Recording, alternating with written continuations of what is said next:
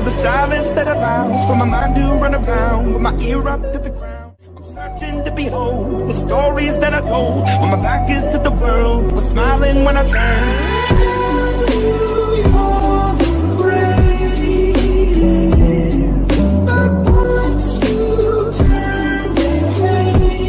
Just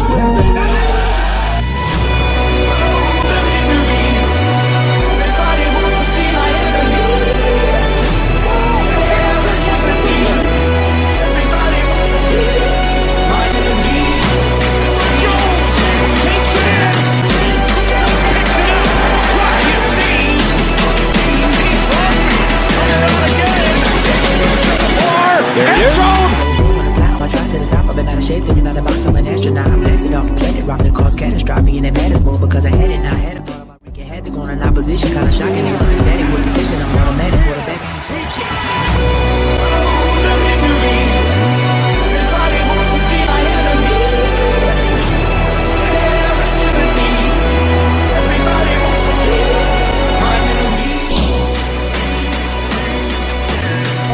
Death Star.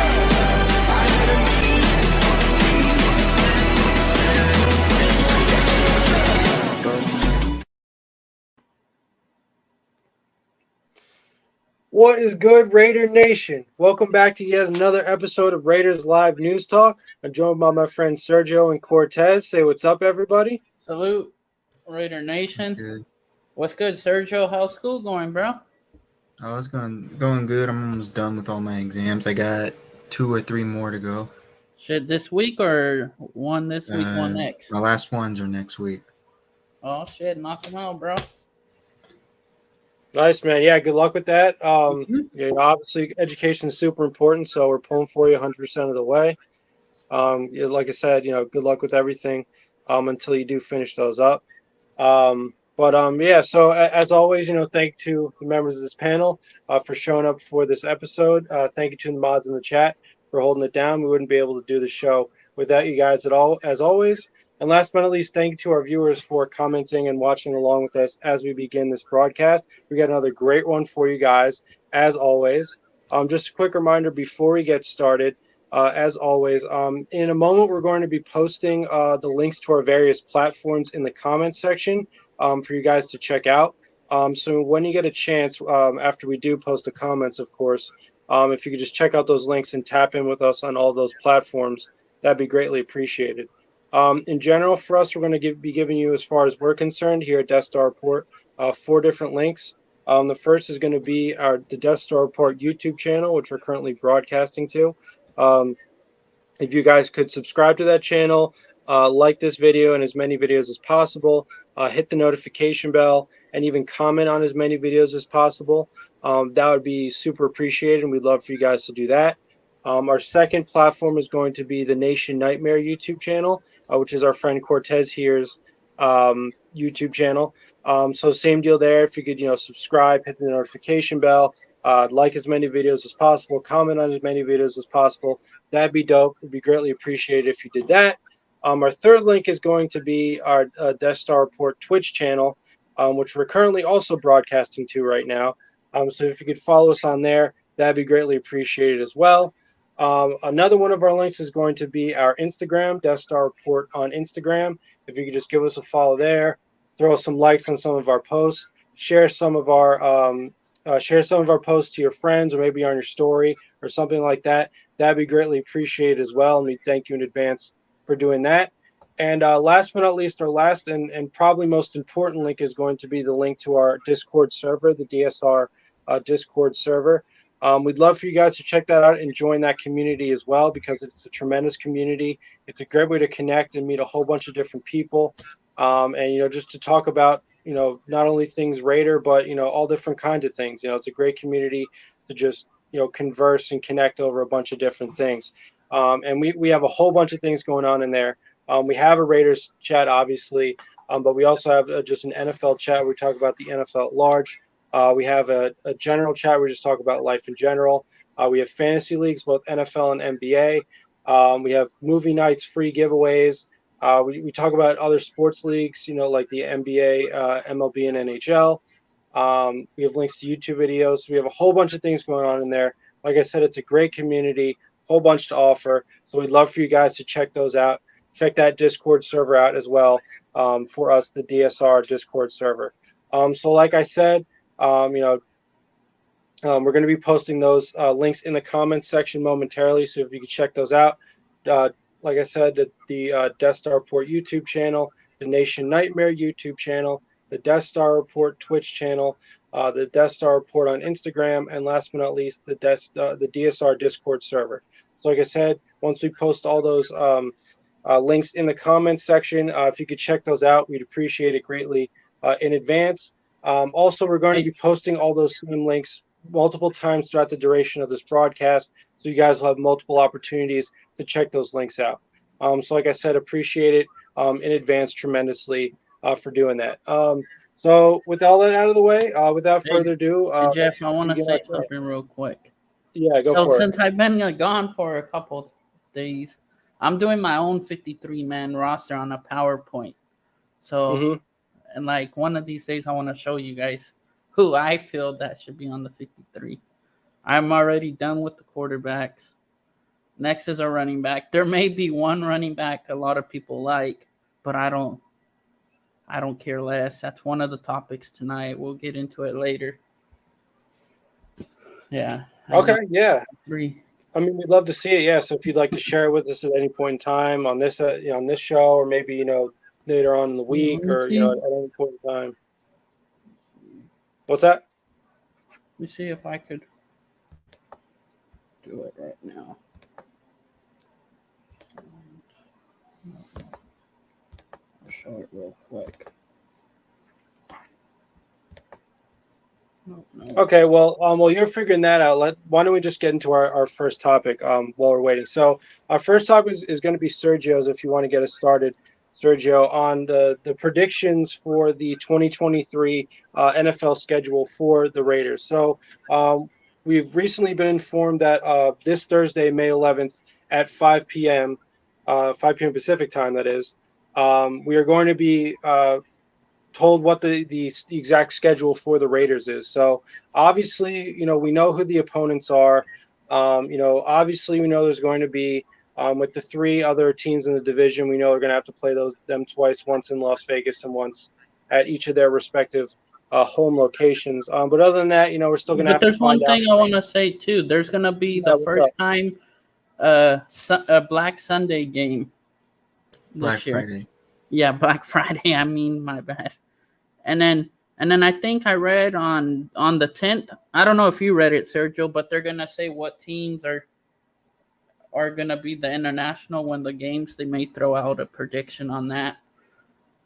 Apparently, there's a big talk that we're playing the Bills at London.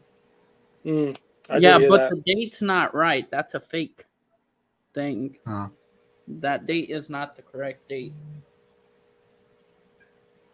All right. Well, yeah. I mean, we'll have to see. I mean, that's the whole point of the schedule being released, right? That we're going, all these rumors are going to be either confirmed, or they're going to be, put to bed. So, like I said, Sergio, if you want to get us started on what you believe, what your prediction is, how you think the ordering of the games might go, what's your take on that?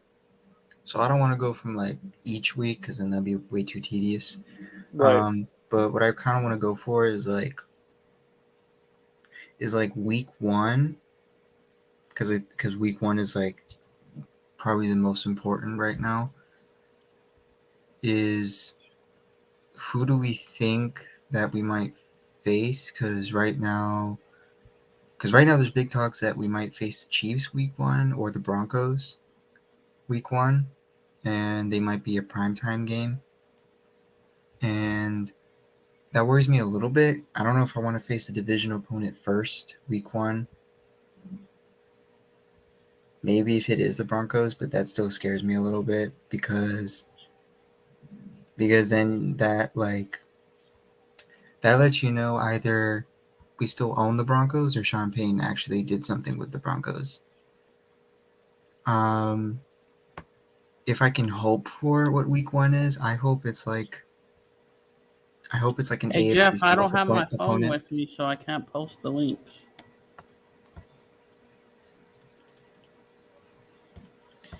I hope that like week 1, it's like a AFC South opponent. I hope it's either the Colts, Texans, Jaguars, or the Titans. I'd be more excited for that personally, but they're probably gonna have it be a big team name, probably one Mhm. of our division opponents or the AFC East teams. If I can think of like top 3 that they might go for, obviously Chiefs, Broncos, but possibly maybe the Dolphins. Maybe the Dolphins might be first week right out of the gate. But that's what I'm thinking with it. With the bye week, it's probably gonna be like week 7 or week 4 or something. They never give us a late bye week. They sometimes give us a mid-season. They always give us an early bye week, Mhm. which I don't like it that they always give us an early bye week every time. It's only us. They always give us an early bye week. And then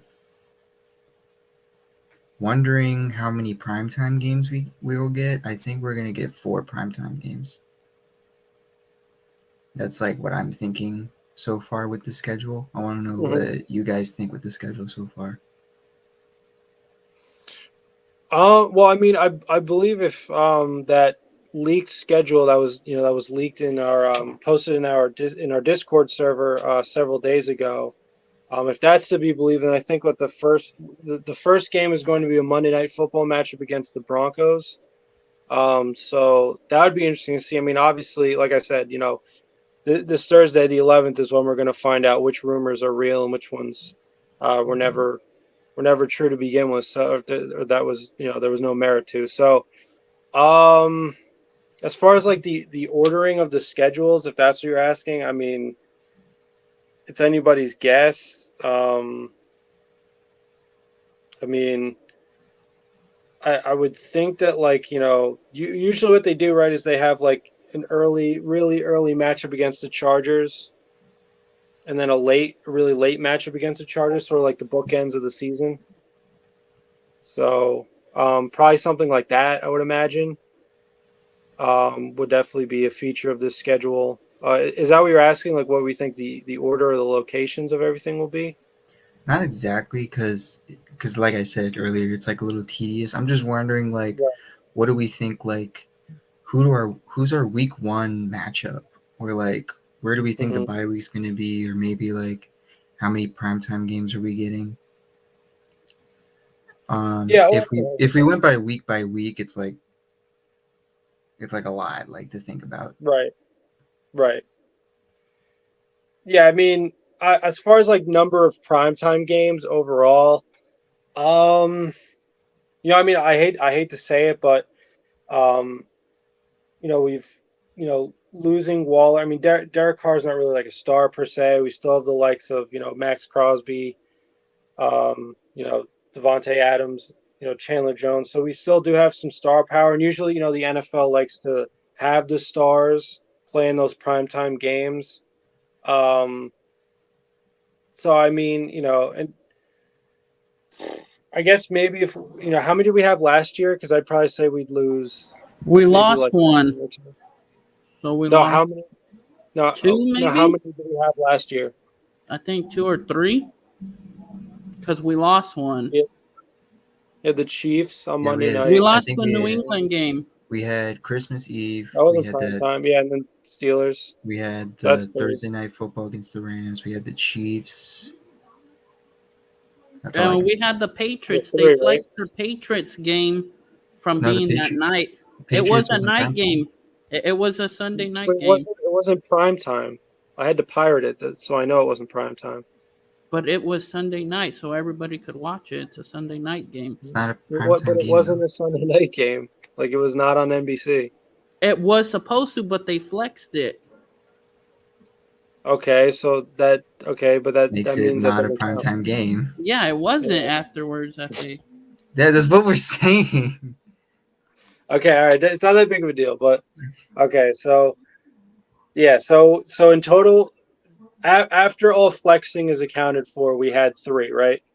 We had the Rams, um, the Steelers, the Immaculate Reception Part 2 game, and then we had the Chiefs game on Monday night. So I'd probably go around the same amount, three. I mean, the opponents have already been released, right? Yeah, that Yeah. was released. Wait, we're also facing Right. NFC North, right? Yeah. Are we? Yeah, we're facing NFC North. I could say no. Wait, because No, no, Rogers no. is with the Jets. We may just. I mean, looking at these opponents right now, I have to think, sort of going along that same thread of Patriots, Raiders. I wouldn't be surprised if that was a primetime game for us. So as far if I were to guess an opponent, that would probably be my guess, at least as far as one. I mean, Green Bay, it doesn't really hit the same without Rodgers being there, so probably not Yeah. the Packers. So if I can say Patriots, Jets, one of our division opponents.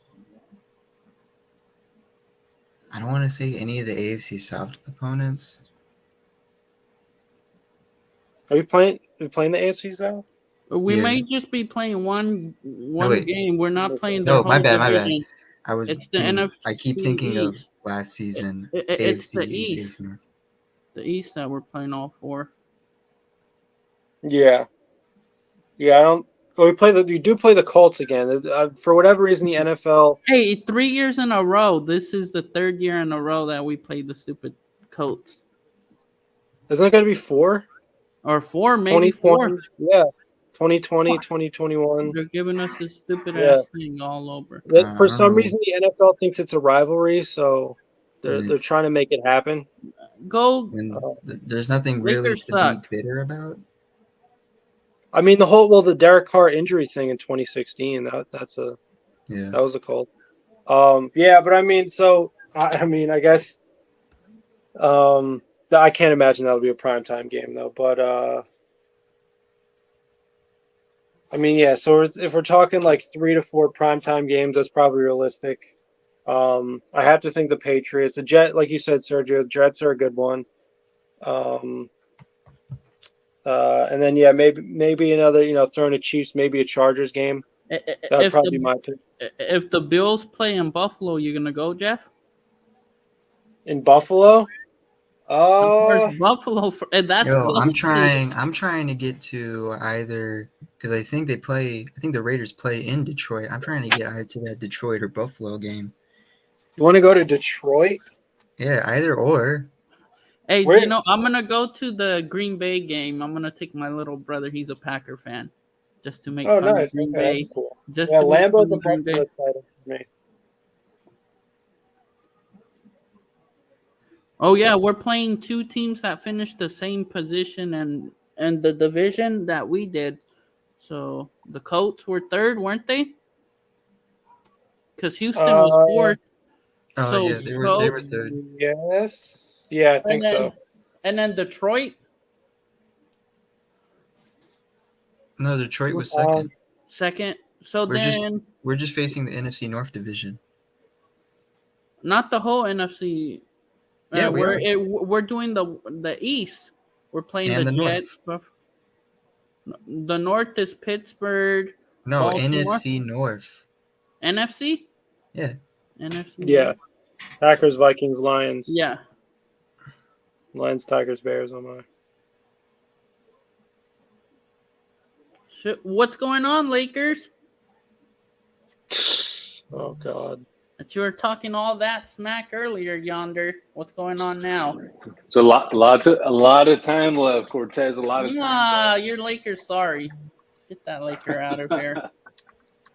A lot of time left. You were real quiet on Saturday, dude. I told you what I was doing. I was going through some shit. Dude, it's literally like 5 minutes into the first quarter. I want to see. What's the score right now? It's 11-8. I see 10-9 right now. I'm ahead of you. Remember that. Are you in different time zones? No, I'm just watching it on the actual TV. I don't know what he's watching it on. Hey, salute to James Firpo, to Lunatic, Mr. Took Your Soul, SB Sports, Milka Beezy, Richard Lyon, all the regulars. Facts, salute everybody up in the chat. Except Yonder, because he's a sorry Laker fan. Oh my god. Yeah, I was dreading this series happening because I knew all of you guys would just be at each other's throats with this. Man, they're Aussie playing hater. like stupid, man.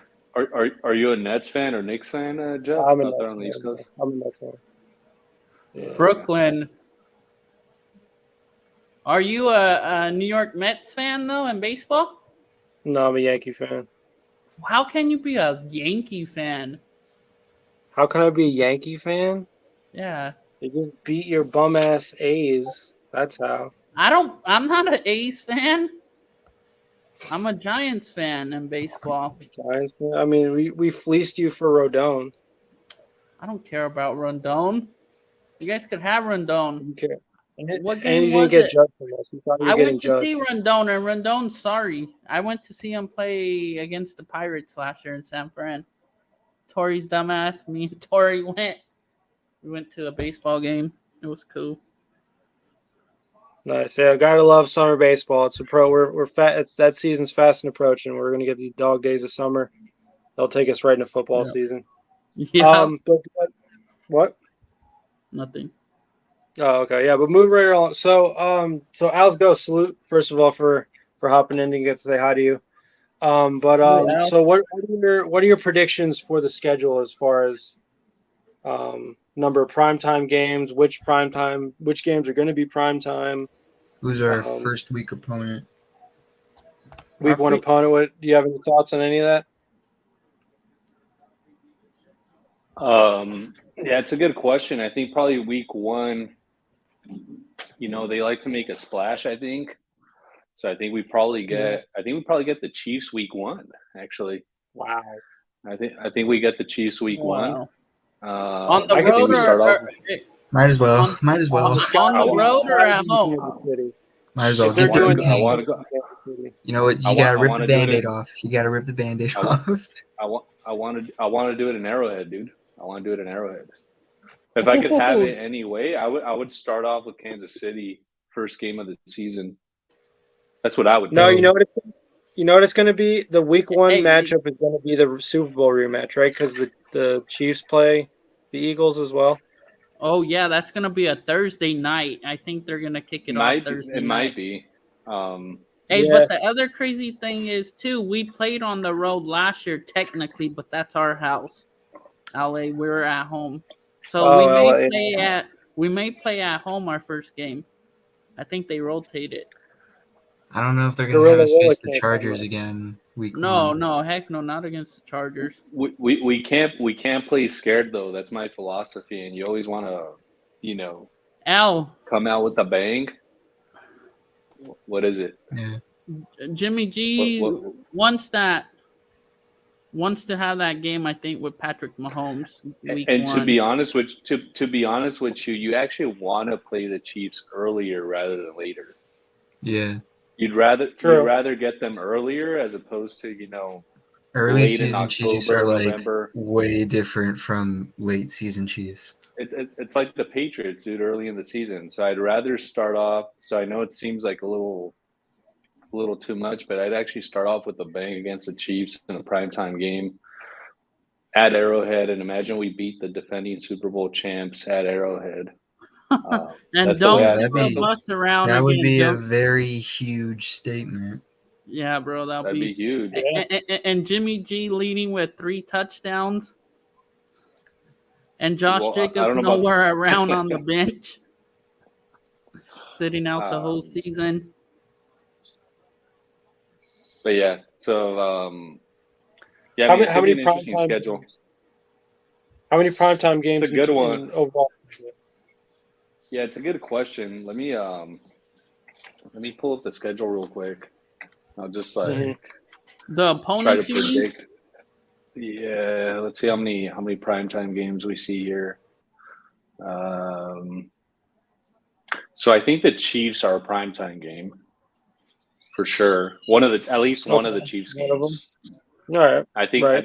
I think one of the Chargers games is a primetime game, so that's 2. I think the Mhm. Patriots are going to be Right. another primetime game because it's the storyline, right? New England Patriots Right. against the Raiders. Yeah. Yeah. Are we playing in New England this year? No, Yeah, we're playing at probably. Allegiant. Oh, I Jeff, think you it's could go to Allegiant. that one too. I think Go it's to Allegiant Foxborough. actually again. Foxborough's far from. I've been there before. It's How far is Foxborough from you, Jeff? My bad, Al. like hours away, dude. I'm only in New Jersey. That's up in Massachusetts, bro. But I've been there before. So yeah, here's go for what it. I think, guys. No worries. I think so. One of the Chiefs games, one of the Chargers games, the Patriots game.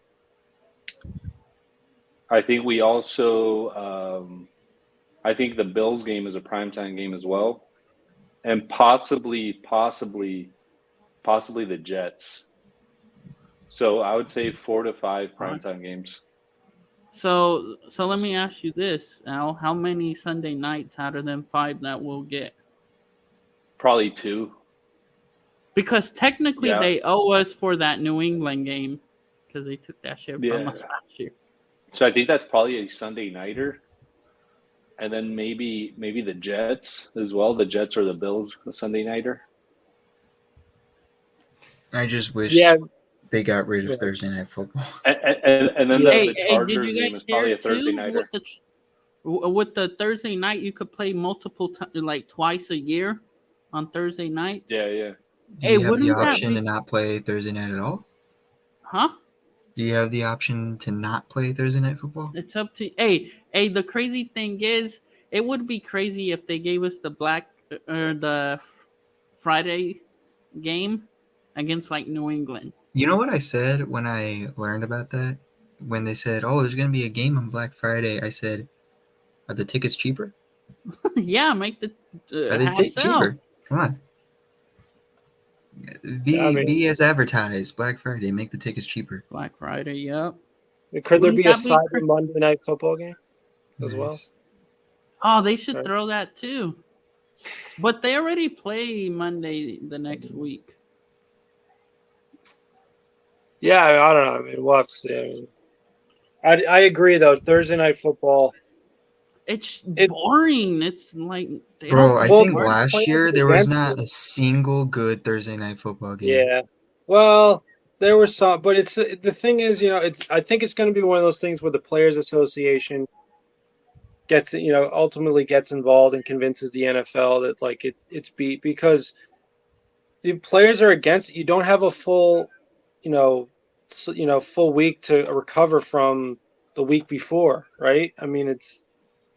This isn't like any other sport like baseball or basketball or something you can play on, a day or two rest or something like that. But it's just you can tell the players are against it. They don't like it. They shouldn't like it, honestly. And you're not going to get the best product out there. And it's just, there's no point, it's just. And plus, and then with the media saying, "Oh, we should have a Wednesday or Saturday night football." I'm like, you are crazy. Heck no. Why are you gonna short the week for the players too? It's a short week for players. Like at that point, steroids should be legal. Well, yeah, I mean it's like that's the problem, right? Like, because if you think about it, especially as far as like gambling revenue goes, like one game like that, set aside on its own, there's going to be a whole lot of betting on that. So you could see like financially why there's like an incentive to have those kinds of games. But they don't like it's shitty, like it's boring. Yeah. Like you don't get shit out, like not high scoring or nothing, low scoring field goals. And maybe a couple last year is touchdowns just a very good example. Like, yeah, in my opinion, Thursday night sucks. And plus, in my opinion, Amazon shouldn't have it. It's like boring. Like some people can't even get Amazon too. Prime. Yeah, I mean, the Amazon, like the broadcast itself is they've definitely gotten a lot better. It's the broadcast, like they have. I will say, like the broadcast is probably like the best I've seen. Who is it's very detailed. Al Michaels, isn't it? Al Michaels. Yeah, and Kirk Herbstreit. Yeah, because I think like the screen, it's very detailed. I really like it. It's just the commentators suck. Yeah, fucking Al Michaels and bro. Yeah, This is why I said that the And when the Broncos. Raiders play, I don't Al understand how they gave the Broncos so many primetime games. because it was Russell Wilson. Yeah, Russell Wilson. Everyone That's thought they why. were going to be like. Remember how in the beginning of the season everyone thought Derek Carr was going to be the worst quarterback in the division? Bro, and then That was Russell because Wilson becomes the worst quarterback in the league.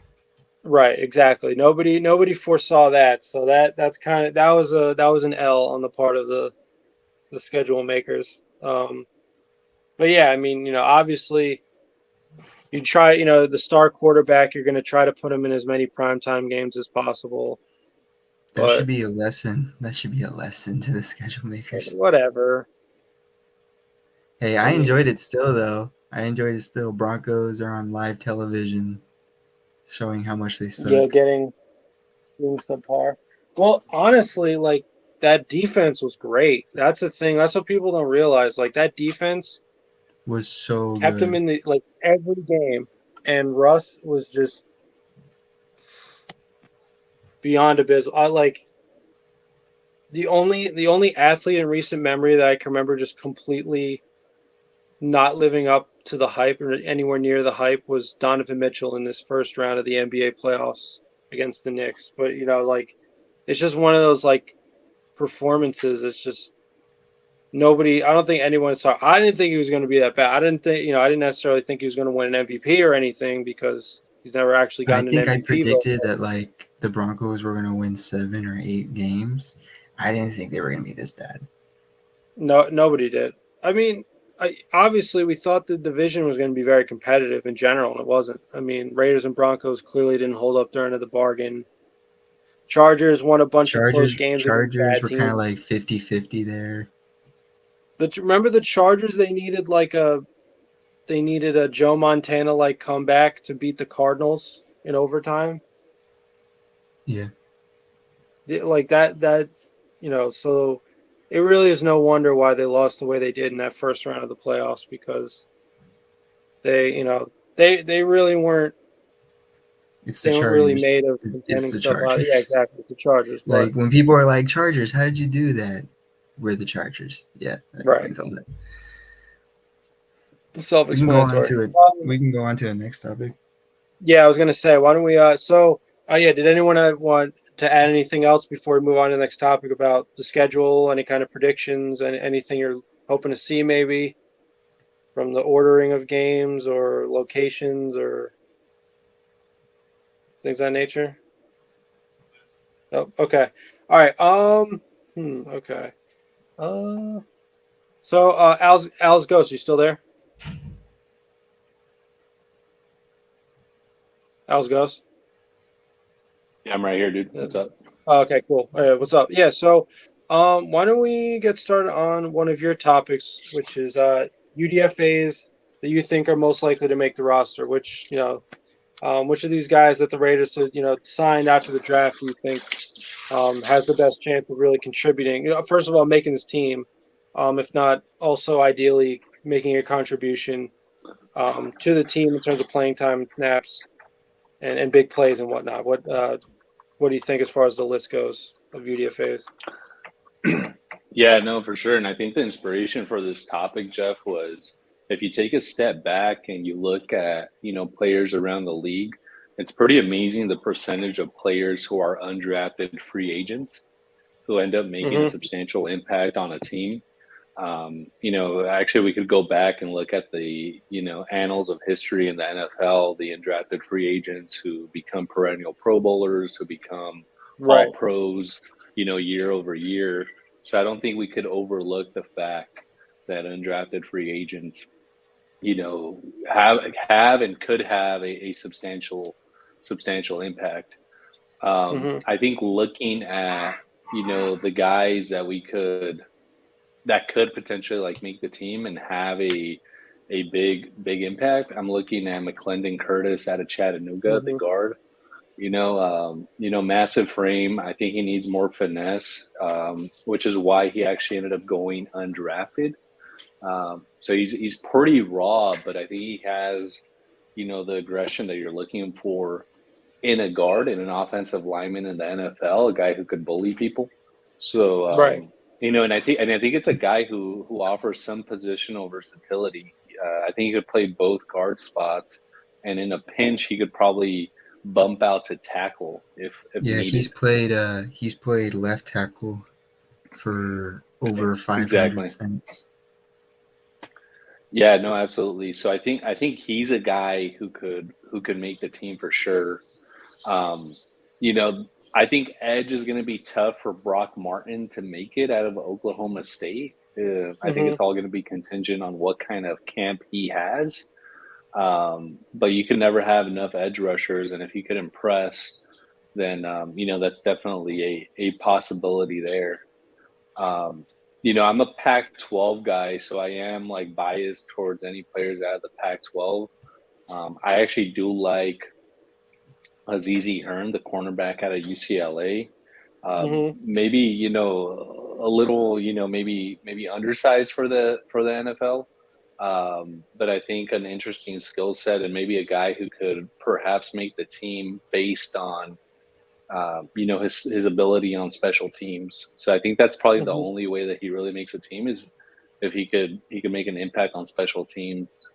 Similar to that guy that we had, who was he? Nixon, who's now with the Packers. Oh, Keyshawn, yeah. Sort of, yeah, Keyshawn Nixon, yeah, sort of a cornerback who made the team, but largely based on special teams. Maybe he's a guy who could make the team based on that. Hmm. And also going off of like the Pac-12 um, theme, I do like Jaden Grant, the safety out of Oregon State. Hmm. He had a pretty good career with the Beavers. He was a captain there. He was a ball hawk. I like him. I'd like him to make the team. Not sure, whether he can though, because I think that safety room is getting a little crowded. But in terms of, folks who I think can or should make the team, I really think it's probably going to be, McClendon Curtis. I think makes Right. the I agree. team.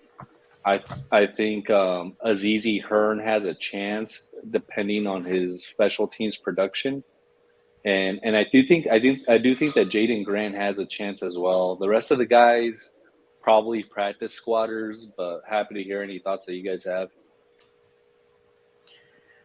Yeah, I can Um, agree. yeah, I strong. Oh, okay. Yeah, I'll go. Uh, with McClendon Curtis, very high on him. I think he was obviously our best UDFA pickup, and I think the Raiders think that too. I think he's one of the most expensive UDFAs that was signed, and I think he was given like, let me see. I think it was like 230 guaranteed, fully guaranteed.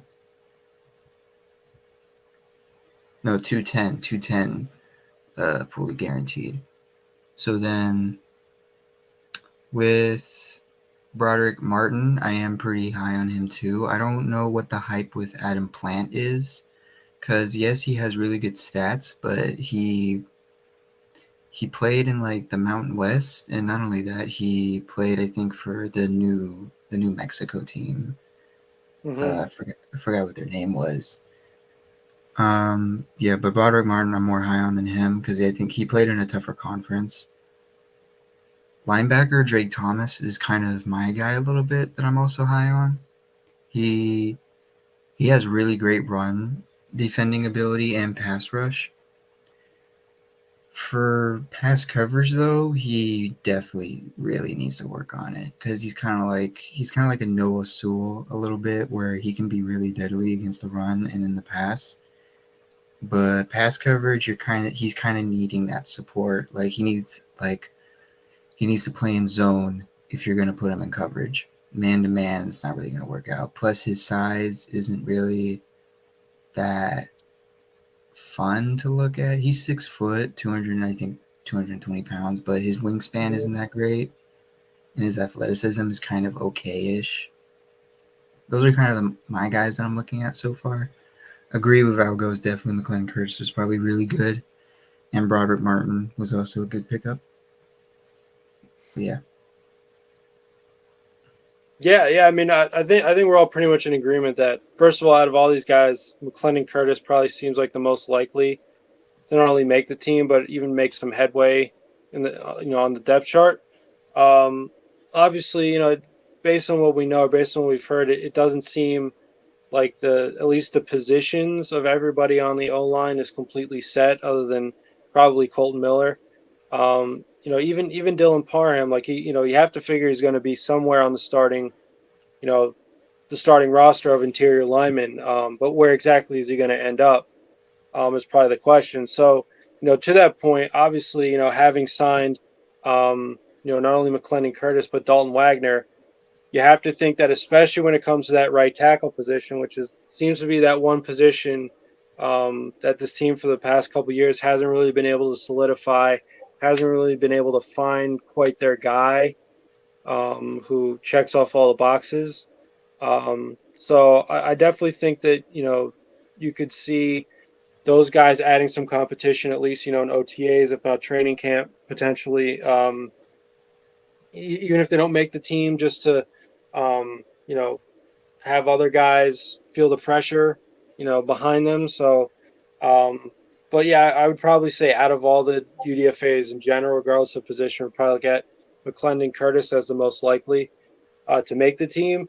But not only in terms of getting those two offensive lineman UDFA's, but also what I thought was interesting was how many defensive linemen they got as well. It really seems like they're trying to add a lot of competition on that side of the line as well.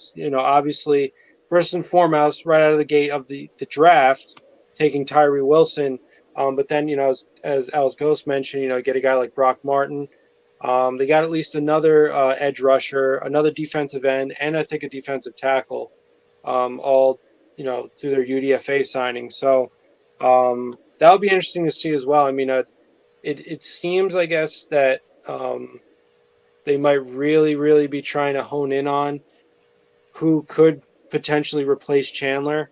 Maybe because at this point they really don't feel like paying him the money the rest of his contract, and they may just go with that potential out at the end, in next offseason with his contract. So because of that, maybe they're just looking for a cheaper guy, obviously a rookie, who could be cheaper than a rookie to really replace him, unless like Chandler Jones has a monster season, like 12, 13 sacks or something like that. Just out of nowhere.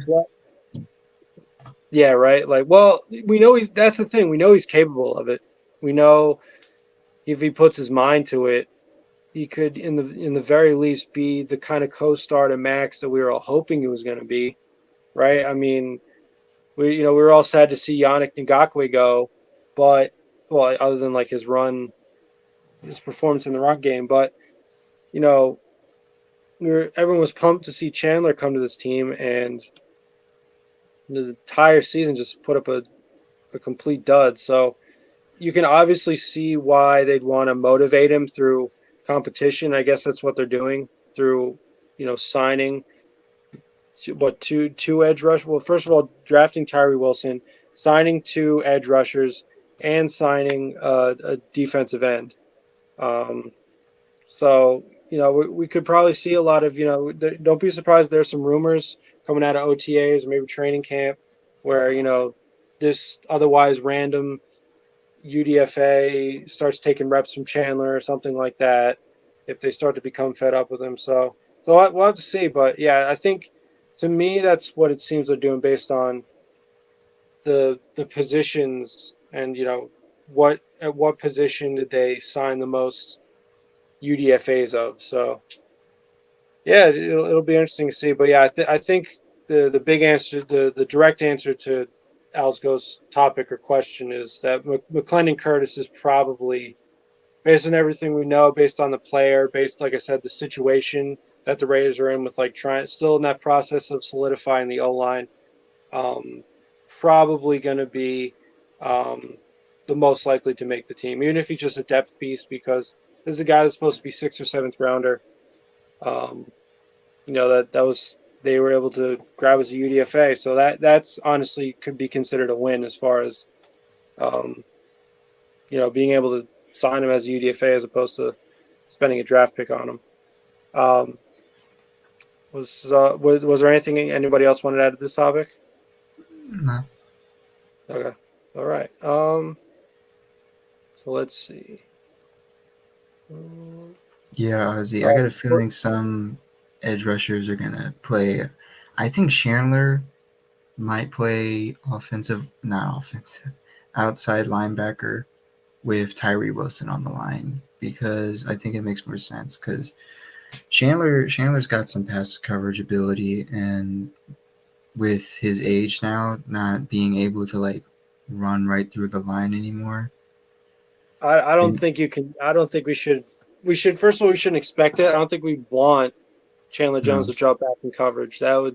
I'm just saying, because we've seen what Patrick Graham has done with some of our edge rushers, like when Cleveland Farrell went up against Travis Kelce. Yeah, there's all. I remember there's one play where like Max dropped back into coverage. That was pretty funny. Yeah, that one I did not understand that one. Well, it's probably broken play or whatever. You got to, be a football player at the end of the day, try to make a play. But yeah, I mean, as far as that goes, remember like that business last offseason where Cleveland Farrell said he was like an outside linebacker now, and like that wasn't really true. So like, I mean, yeah, this is Patrick Graham, right? Like he likes to use guys in different ways sometimes. Kind of. I don't want to say.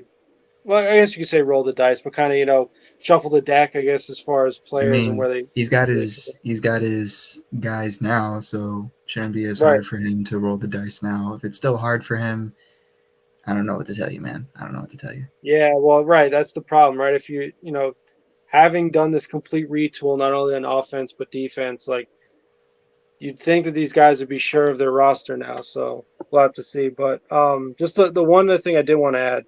There was a comment here. Yes, so thank you, Port Adelaide Raider, for this comment, because this one caught my eye several minutes ago. Justin Herron, as far as the competition on the O-line, especially at right tackle, this guy, I think he could potentially be part of that competition as well, right? I mean, obviously, I hate to say it, but there's an injury concern. Having, I believe, tore his ACL last off season, so that kind of sucked, because you trade with the Patriots. Seemed to have been a good move, because obviously it's a McDaniels guy, somebody that he's familiar with, and then it kind of falls flat on their face. So, but if he's healthy, I think he's a good player. So I think that's definitely something to look forward to, and I think that's going to be a big theme throughout this offseason. Like a lot of really, especially with that right tackle position, not only through the guys we already have on the team, but through the UDFAs who are trying to make the team, and a guy like Justin Herron, who they obviously got in a trade, so they're going to try to get as much use out of him as possible, or at least give him the time of day to see if that trade was actually worth it. That's going to be a guy to look for as well, So, like I said, I think we really should set our expectations to probably start hearing things in OTAs and training camp about, a lot of competition, not only on that O-line, but the right tackle specifically.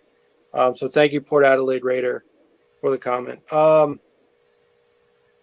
yeah, like you said, you signed a lot of DE. So, the other side of the ball is going to be a lot of competition as well. So something to look for there as well. So I guess, yeah, Cortez, you there? Or are you watching the NBA play? I guess he's watching. So, Sergio, why don't we go to your second topic? Marcus Peters free agency. What do you think it's in the works? Do you think it's doable? Do you think it's going to happen? What's your take on the whole situation? Yeah, with this one, this seems to be so far the biggest free agency talk right now. With Marcus Peters, it's been a big talk around like the fan base for a while, especially since Marcus Peters has been like very connected with Mark Davis and with the regime, because I mean, he's from Oakland, he's a Raider fan, Marshawn Lynch's cousin. He's also connected with some of the coaches here. So it's a really big talk. It seems like Marcus Peters would love playing with us a little bit. My only concern for it is one, his production, and two, his injury concerns, because he might fit the scheme a little bit. I think he would fit okay a little bit in it. The problem though is for the past 3 seasons, his like overall production has been like going down each season. Like it's just been getting worse and worse. And I think this season's possibly his worst season yet. He gave up 7 touchdowns in pass coverage, and he only played 11 games. So that's a very concerning thing to think about. And not only that, when it comes to contract, there's like different sources on what his contract could be. His last contract was like 3 years, 42 million, so that's like 14 million per year. His projected contract is like, one source says it's between 3 million to like 5.5 million. Another source says it's like a 2-year, 19 to 22 million contract, so he might get at least 9 million to 11 million, which is like another concern for me. So that's like what I want to talk about with the Marcus Peters thing. It's like, how do you guys feel about it? Because with me, I'm very shaky on this one. It would be fun to have him, but it would feel like a Chandler Jones type of signing to me, where like you got a big name player. He was possibly one of the best in his position early stages of his career, but now it seems like he's at like the cliff of his career where he could just keep falling. Right. And he's like primarily a slot corner, right? Or am I? He plays outside. He sometimes plays in the slot. Yeah. Who am I thinking of? No. Marlon Humphrey. That's what I'm thinking of. Yeah. Yeah. No, never mind. Yeah. Yeah. I mean, yeah. Outside corner. I don't. First of all, I doubt that they'll make this move. The Raiders will make this move just because, it kind of feels like they're good with the guys that they have. It doesn't really seem like the kind of regime, I guess you call it, that will go out and try to like build a super team. Like they're not. Obviously, with all the moves that they made this offseason so far, it's not really like a Howie Roseman kind of thing where you just try to get the top talent at every position on like a, or from Georgia. That sort of thing. Right. Or yeah, I don't think we got any players from no, Christopher Smith's from the University of Georgia. So, but other than that, yeah, I hate to say it, and we kind of sound like a broken record now when we mention this, but the guy has not played for the New England Patriots as far as I know, so that's probably does not bode well for his much love coming Richard. here. Peace out, or excuse me. Thank you, Richard, for yeah, that's like another. It's why like he is connected and with the coaches in a sort of way. It's just like the reason I wanted to bring up this topic is because like I wanted to like justify my thoughts on how I think. One, like you said, Jeff, it's 90% chance it's not going to happen. Right. And like two, how it doesn't feel right if it would happen. I mean, here, let's see.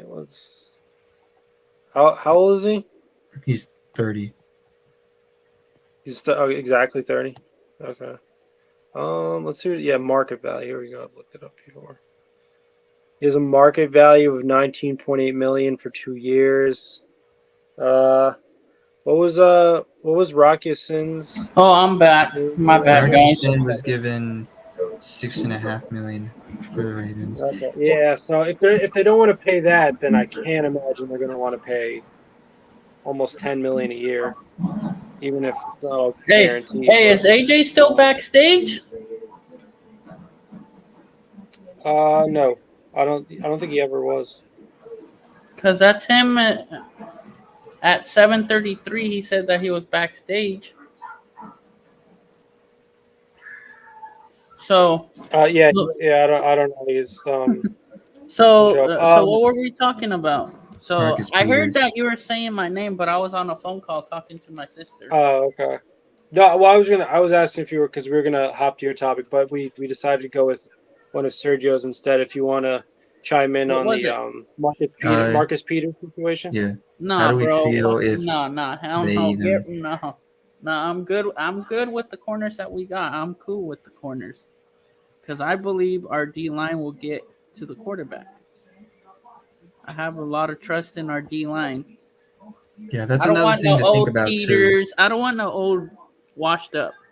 If you mean, I think Yeah. he's That is another thing to think about too. yeah, Is he's up with there how in much age. they're boosting up the defensive line, I doubt that they're gonna want to spend more. Spend big money on the defense, specifically the secondary, because it looks like the philosophy on the defense right now is just get after the pressure, cause disruption, stop the run, get after the quarterback. Have that support the secondary so the secondary has more time to stop the receivers, to tight ends, figure out how to stop a pass from happening, have a chance to maybe grab an interception. Yeah, because them Yeah. quarterbacks are gonna have to throw the ball. Because you don't Tyree Wilson. This like eventually Tyree Wilson's gonna be a starter. And I could say this with Young too. Put Young and Tillery together, that's gonna be crazy D tackle. Just in general, the whole D tackle is gonna be crazy room. I mean, it's very And competitive let's right not now. forget about the 7th rounder. I keep on forgetting how to say his name. Nesta Jade Silvera. Severa, right. yeah, Severa. He could do too. Him and Young are both. They take on double teams. That's what we've been needing from our D line to take on double teams. Because then they could only double team one side of the. Pick your poison. You could go with Tyree Wilson or Mad Max. Either one of them's gonna tee off on the tackle. That's just my opinion.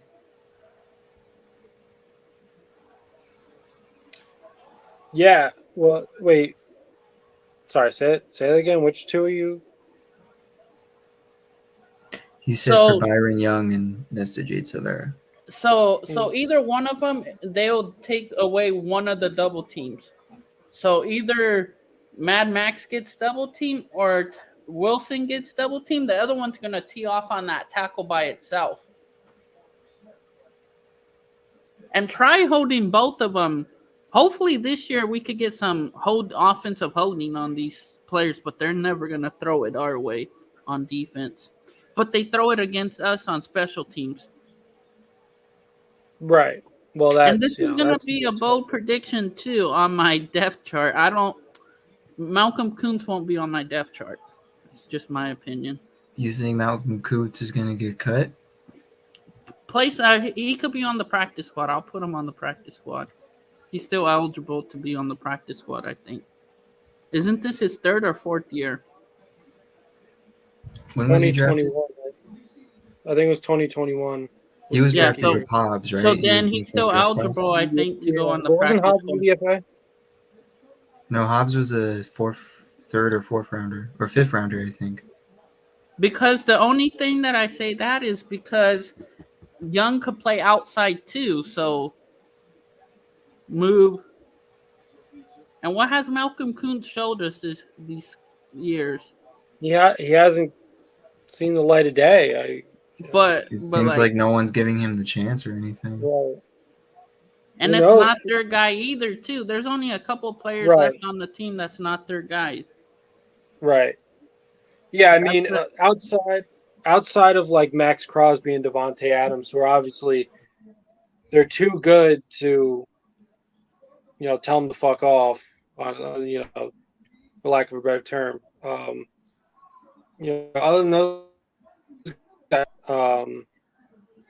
he's now he's in contract limbo, and so, Max and Devontae are probably going to be the only two non-Patriots or other than like rookies that they've drafted or signed or whatnot. Those are probably going to be the only guys that weren't originally eyed by McDaniels and Ziegler, or brought in by them. So yeah, I mean, Kuntz, I think you might as well trade him, right? I mean, expiring contract, might as well try to get some value out of him. Yeah. Especially if you drafted an edge rusher that's gonna Right. play more snaps than him. Right. So I'm saying, like, and yeah, like, he's not your guy, okay, right? He's on a rookie contract. You're not paying him a whole lot. Like I said, his contract's about to end, so that would probably make teams more inclined to play ball with you in a trade. I don't know. Maybe they've tested the trade market, and they're ultimately gonna release him just because there's no market for him. But yeah, it's just one of those players, right? Like you would have thought in the least that they would have like really tried to try him out, especially when Chandler wasn't giving you anything last year. You might as well just like gone gung ho with. I mean, how many snaps on defense did Kuntz get last year? I can't remember him playing at all. Here, I don't know if he was already in the doghouse what he did to Carr. That's who knows. Oh yeah, the whole right. Oh my god. He might have been in the doghouse for that crap. So one last season. Hmm? So last season, Kuntz played 68 snaps on defense. That many. Wow. The rest of his snaps was on special teams, and it was 200. And then he got 260 snaps on special teams, which is still pretty low. 260. Yes. So what is that divided by 7? How many per game is that? 260. Well, so it's like what, around 320 all told over 17. I mean, when you just look at the defense, he only played 4 snaps per game on the defense. Yeah. Is it right? because who was the was it because Klee was playing better? They did put Klee on the field a lot more than him. Yes. Yeah. But Klee's gone too now, right? So yeah, it's sorry, go ahead. Yeah, because Cleveland Farrell, he played 494 snaps on the defense. How many did Chandler play? You see. To 15 games. Just do it to 15 because he didn't play the last 2. Chandler Jones played 784 snaps. 300. So 300, less than 300 for Klee? That's not bad. What about Bauer? Deshaun Bauer, or what was his name? Deshaun Bowers? I don't even know if they even put him in. No. Just to see how many snaps that he had more than Kuntz. Yeah, they didn't put him in on defense. They didn't? No. Hey, do you know who I really want to see undrafted that sticks? Is What? Thomas. Drake Thomas? Yeah, Drake Thomas, man. And plus Wagner, too. And the other guard. Like, overthinking, I don't see Alex Barr making it. I see Muti I hope making he doesn't. it. Muti may be the starter with Illuminor at right tackle. I prefer...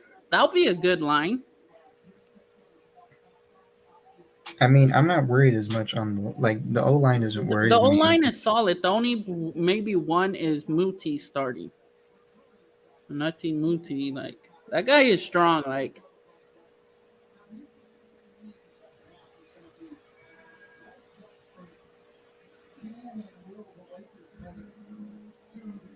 Yeah, with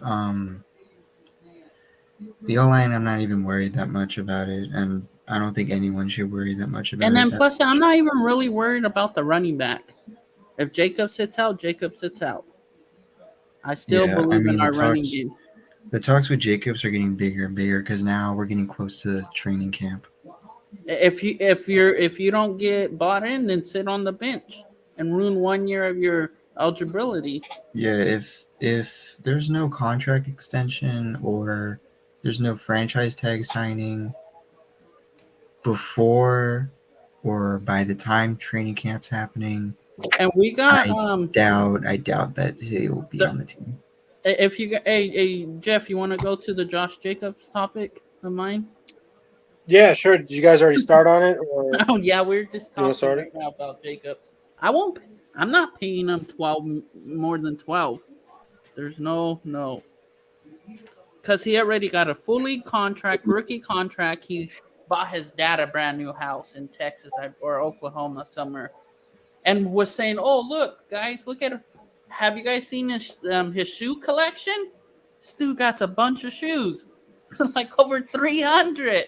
I'm like, I'm gonna be honest, I actually don't understand the shoe thing. yeah, did you guys see his whole closet? And then he said, "Oh, this is only half of it." I That's don't when he I was don't in I, actually, Oakland. I don't understand why people are obsessed with shoes. I actually everybody don't. has their vice, right? Yeah, and then Like and when like people are like, "Look at my Jordans," I'm like, I don't care.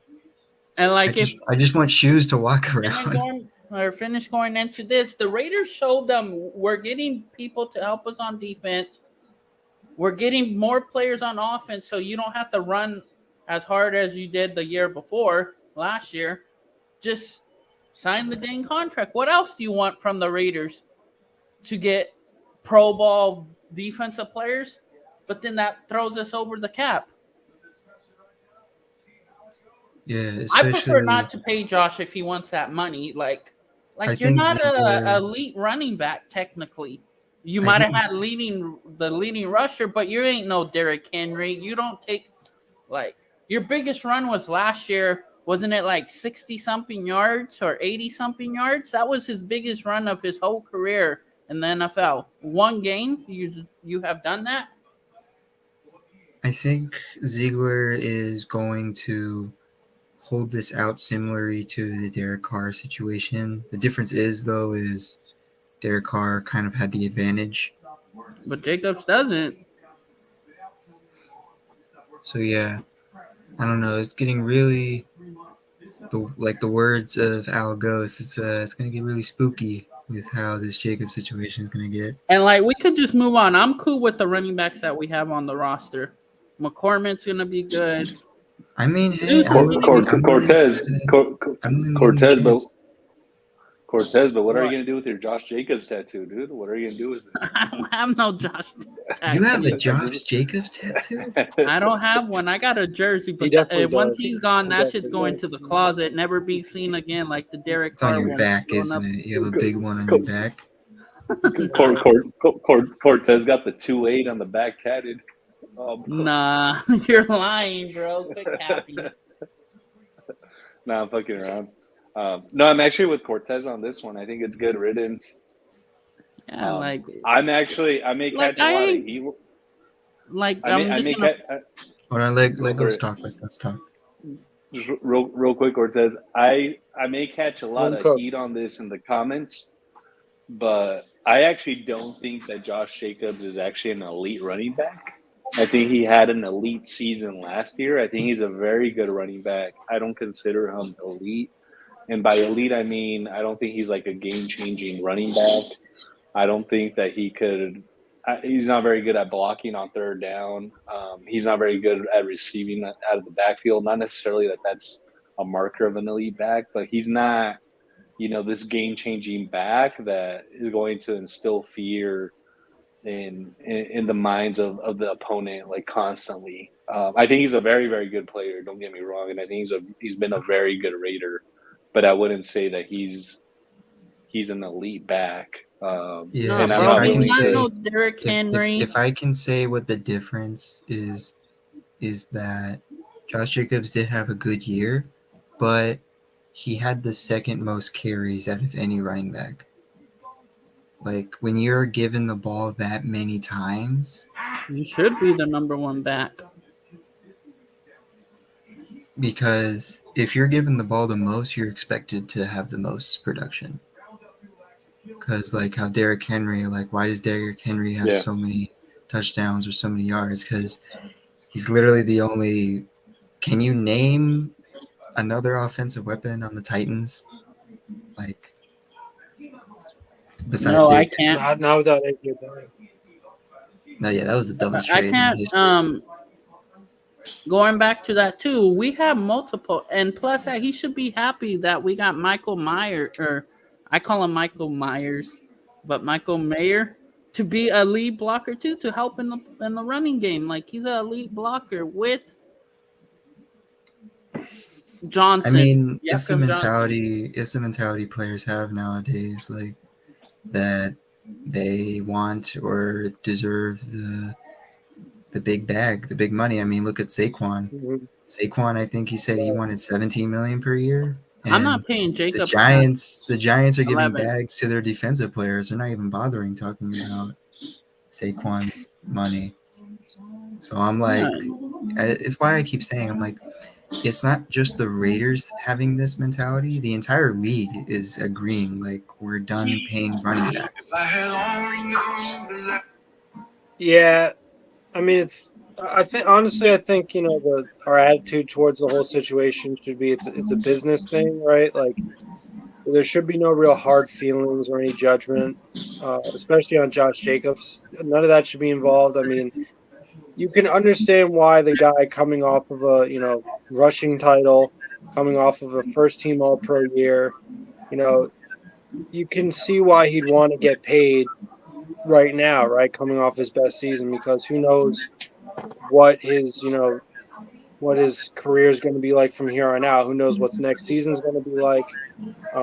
But, you know, having said that, as you pointed out, Sergio, you know, it could very well be that a lot of owners are looking at the Christian McCaffrey situation where, you know, guy comes off an unreal year, you give him the bag, and then for the next 2 years he's injured. Now that situation ended up working out because the Panthers ended up in a whole, like, a treasure trove from the 49ers in that trade, sending McCaffrey over to them. But you know, the question becomes, like, how many teams are going to want to do that, right? Especially since the running back is the offensive position that has the higher chance of getting injured.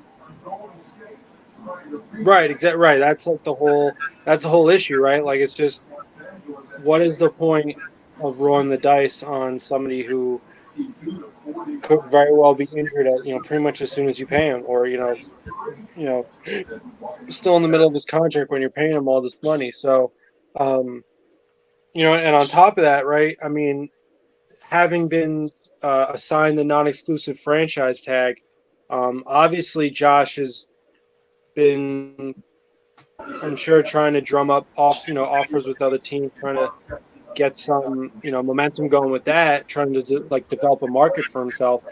But because, you know, this is pretty much the exact same situation as the Lamar Jackson situation, where, you know, he goes out into the free market and nobody wants to pay the Raiders the price of what it would take to sign him.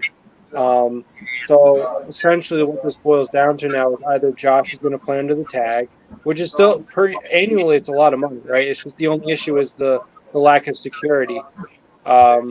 So, you know, because if he, you know, he'll get his franchise tag money this year, but if he gets injured, what's next year looking like, right? Like, especially if the Raiders don't want him anymore.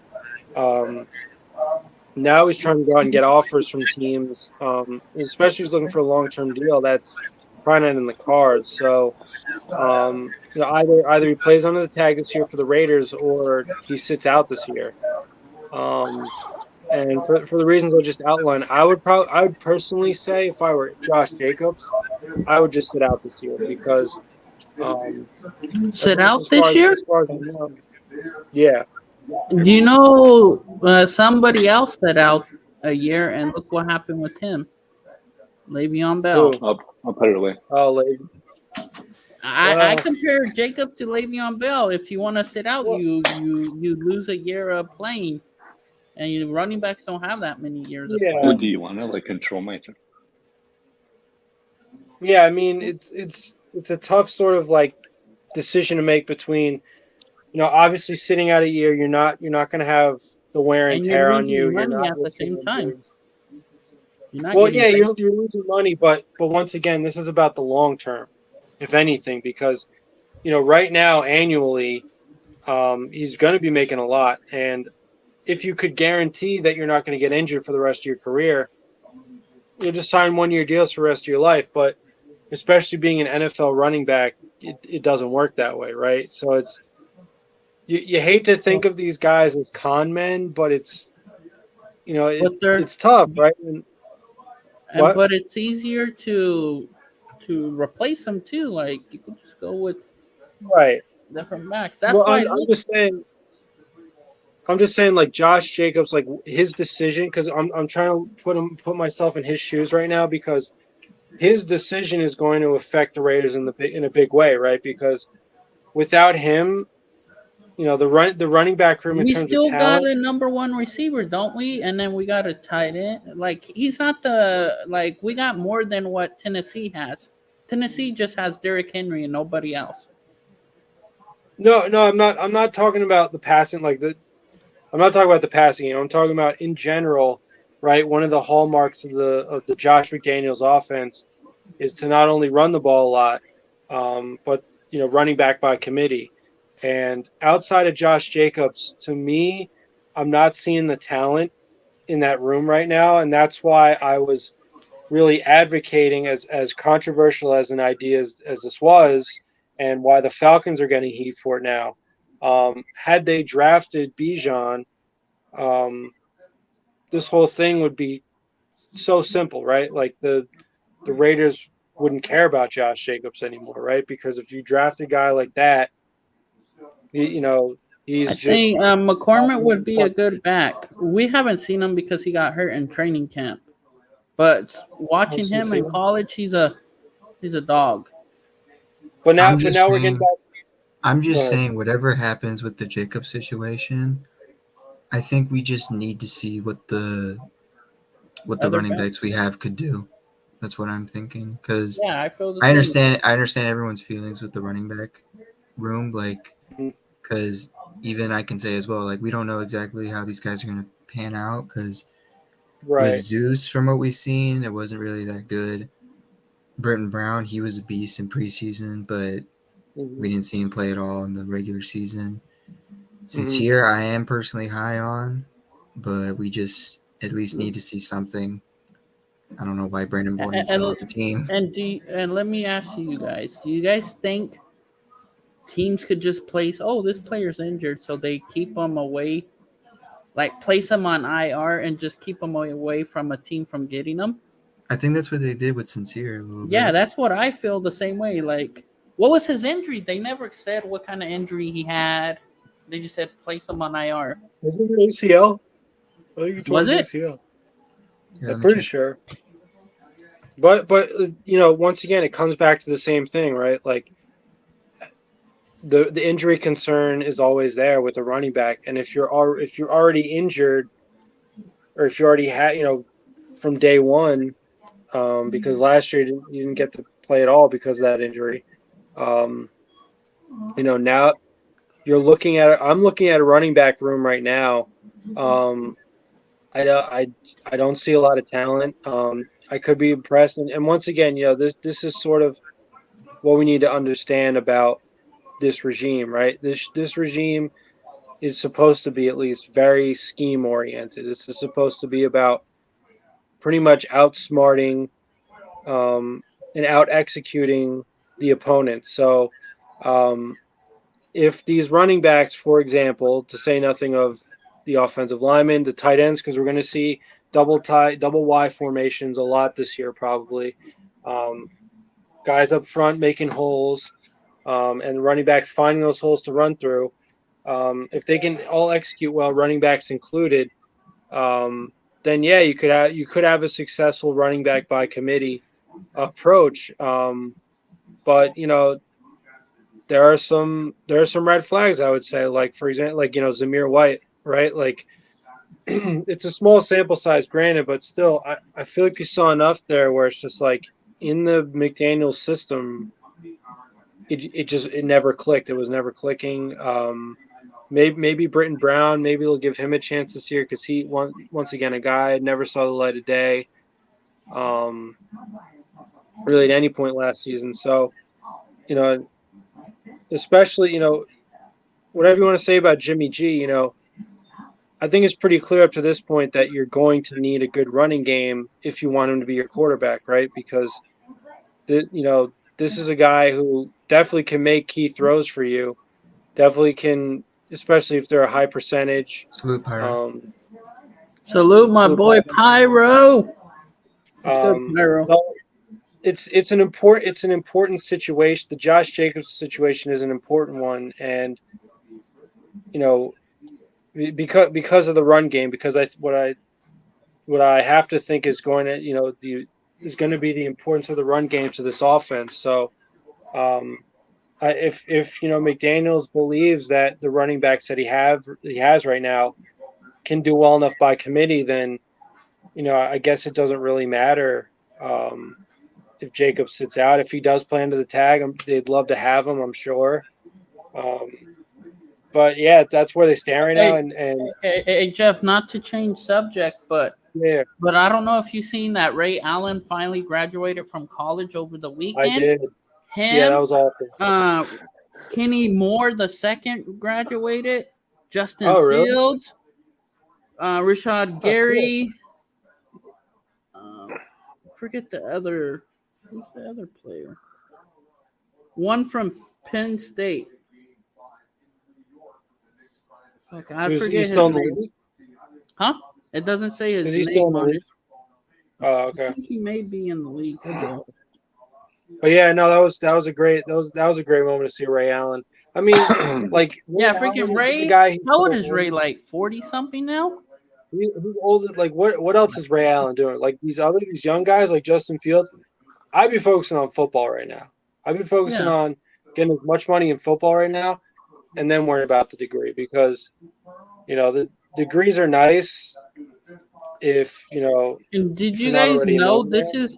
You guys all know that I don't love Carr anymore. He went to Fresno State to be an engineer and went for 5 years because he redshirted his freshman year and finished within 4 years. So that's Derek Carr's background. If he needed to get a job, will be engineering.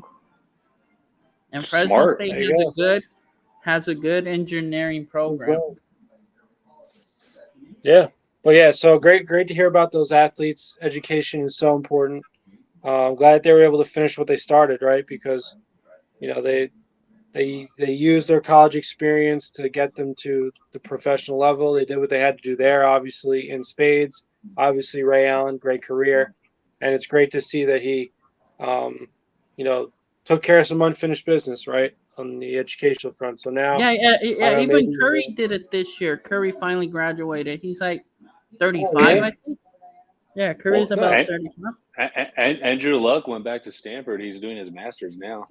Oh, hey, did you guys hear about? Hey, did you guys hear about what the Washington? I call them the Redskins, but what hasn't Washington done? They tried getting them last year, and then stupid alcoholic Jim won a playoff game in 2 decades. Yeah, and the crazy thing is, allegedly drunk Irsay got pissed off at him because they were trying to get him in. Irsay, quit being a drunk. Get your team all situated. Quit taking a reach at quarterbacks, even in the draft. Anthony Richardson's a that's a scary pick. Hey, did you guys hear too about Bryce Young's not gonna start in Carolina? Where'd you hear that? I seen it somewhere. It's gonna be Andy Dalton. No way. That's the smart thing to do. I would do that actually. I'm not saying that's a bad idea. I'm just like, wow. Well, what would be so funny if Anthony Richardson plays starts this year and just crumbles, and then that's another destroying thing for the Colts. They went from free agency to the draft, and they're shitting the bed in the draft already with taking Richardson. Hey, Andy Dalton gets a lot of heat, but like if you look at that guy's numbers and stats, like he's a solid ass quarterback. He's a solid quarterback. Yeah, and like He's not Beats us too. He has a red winning rifle. record against us. The red rifle. The Well, Red Rifle. here's the deal. This doesn't surprise me because Frank Reich's whole thing is to take the washed up, old white reclamation It project makes so much quarterback. sense. It makes so much sense. Yeah, because that's who he was, right? That's who he. But you know, you thought he learned his lesson, which I guess he sort of did. Now he gave up a lot to get Bryce Young, but it's a young quarterback. You know, supposed to be the top of the draft board. Like that's at least something where you know, as a Panthers fan, you're like, okay, at least to some extent, this is not the Frank Reich that we saw in Indianapolis, but it's gonna come back. I think Funny, it was though. What? Something funny. He wanted to draft Richardson, but the front office wanted Young. So I bet this is him being petty. Like, all right, I'm not gonna even start Young. I'm gonna start Andy Dalton, the Red Rifle. He's my quarterback. I got him in the offseason. Let's roll. And that's crazy. Andy Dalton's gonna be playing in the same division that he played last year, but with Carolina. Hey, I mean, It's it's just- kind of like how the Bucks drafted Winston and then he went to the Saints. Yeah. Hey, My whole this is a bold prediction, real quick. I think Jake Hayner's gonna go pressure Carr for that starting job. That'll be hilarious if he loses the starting job, Carr. It's just, you know, I hate Carr, so I gotta bring up my. What were you saying, Jeff? Well, no, just the thing, the Andy Dalton thing is like, it's that classic thing where it's just like, if he doesn't do well, which I don't think he will, because he hasn't really been that good for years now. You know, we're gonna be in this weird sort of thing where the fans are gonna be banging on the table to see the new quarterback. What is he made of? And there's just gonna be a matter of whatever it takes to convince the head coach to put in the new guy, right? Because like Who you drafted number 1 overall. yeah, and it's just kind of like, you know, like with Mitch Trubisky and Kenny Pickett last year. I remember like August of last year. Now I'm biased, right? Because Kenny Pickett happens to be from my area. He's from my county. He's friends with my uncle, so I'm pulling for him. So I'm biased. I will give you that. However, I got in an argument in August of last year with some dude at a bar because this bar happened to be playing like highlights of a Steelers preseason game, and like statistically, you know, just quality of play wise, Kenny Pickett was clearly the best quarterback in their depth chart. And I got in this argument with this guy about how, you know, he was saying how Mitch Trubisky should be the starter because, you know, this particular guy believes in the veteran quarterback starting in front of the, you know, the new rookie quarterback, whatever. I'm just like, you know, maybe you could say that with, you know, Patrick Mahomes was behind Alex Smith. Aaron Rodgers was behind Brett Favre. Tom Brady was behind Drew Bledsoe. Like you could say that, but this is Mitch Trubisky we're talking about. At what point do we just have to like be honest with ourselves and say there is nothing that this rookie quarterback could learn from a guy like Mitch Trubisky? And it like Mitch Trubisky, as predicted, was awful. And it was just, and Mike Tomlin was just like, all right, screw it. We're going to put in our rookie. You know, why didn't you do that week 1? Maybe you would have made the playoffs because Kenny Pickett, he started to pick it up at the end of the season. Like his stats were bad. He was turnover prone. He, you know, rookie mistakes, right? But if he started that in week 1 as opposed to week 5 or 6, whenever he started, maybe the Steelers make the playoffs. You know, so I don't know. That's sort of my rant on the whole thing. But like remember Hard Knocks a couple years ago? How embarrassing it was. You see Tyrod Taylor on the Chargers. You know, pedestrian performance, and then you see Justin Herbert. Like the comparison of Justin Herbert to Tyrod Taylor was not. It wasn't even worth. It wasn't even worth showing the two play because like Anthony Lynn got it in his head that Tyrod Taylor had to play, and then if it were not for some stupid Chargers trainer who punctured Tyrod Taylor's lung, we might not know who Justin Herbert is right now. That's how stupid it is, if you ask me. But I don't know. I just think. I mean, it's like how you're saying. It makes more sense if you have a first round rookie QB learn behind someone that's at an old age, but they're solid. They're at least solid. Like, right. But if you have them behind someone, in this league. But if you have someone behind like a dude who's probably only been in the playoffs twice, or right, they're just known for being inconsistent or horrible, right, you're setting your rookie QB up for failure because they're learning off of that guy. Yeah, I mean, I would say you're setting your team up for failure because, like I said, Kenny Pickett, you start that guy week one. If you just, first of all, getting Trubisky was stupid to begin with, but starting him to begin the season, like the Steelers were horrible, and like I said, Kenny Pickett, he started to figure it out. Like the guy has leadership. He had he's a better quarterback objectively than Mitch Trubisky. So like, I don't know why these teams don't see that. Like, I don't know. But so that's the hope, right? Like, obviously we're not Panthers fans, so we don't really care that much. But the hope is that, like, if Andy Dalton really starts to prove, which I'm betting right now that he's not going to be very good. It's going to be like a Mitchell Trubisky situation. It's like so many situations. Like, pick one, right? Where it's just like this awkward thing of like, when fans bang on the table to see the rookie, what is he made of? You spend all this, you gave up so much to get to the pick. You traded your future to get him, right? To get Bryce Young or Bryce Mitchell. Young. Yeah. Hey, how do you guys feel about Aiden O'Connell? A backup. Well, I rather pay a rookie than play to pay like a $15 million contract for a backup for maybe 2-3 years. I know why they drafted him. Just so you know, we're going to be in a similar situation next year because I'm saying if they're going to draft first 2 rounds, they're going to draft some quarterback that's there. Yeah, some quarterback that's left. Or they may take one in the first round. We don't know. Yeah, it just depends. It just depends where we are. So if, say, we draft one in the first – okay, so let's say we're 15th. Let's just say – I'm going to try to even this out. So people are saying we're going to suck. People are saying we're going to be good. Let's just say we're like the 15th or 16th pick, and they take a quarterback.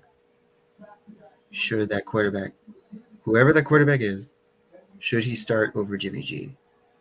And this is even looking next year. This is even looking before. What type of quarterback will be there though? That's the other question.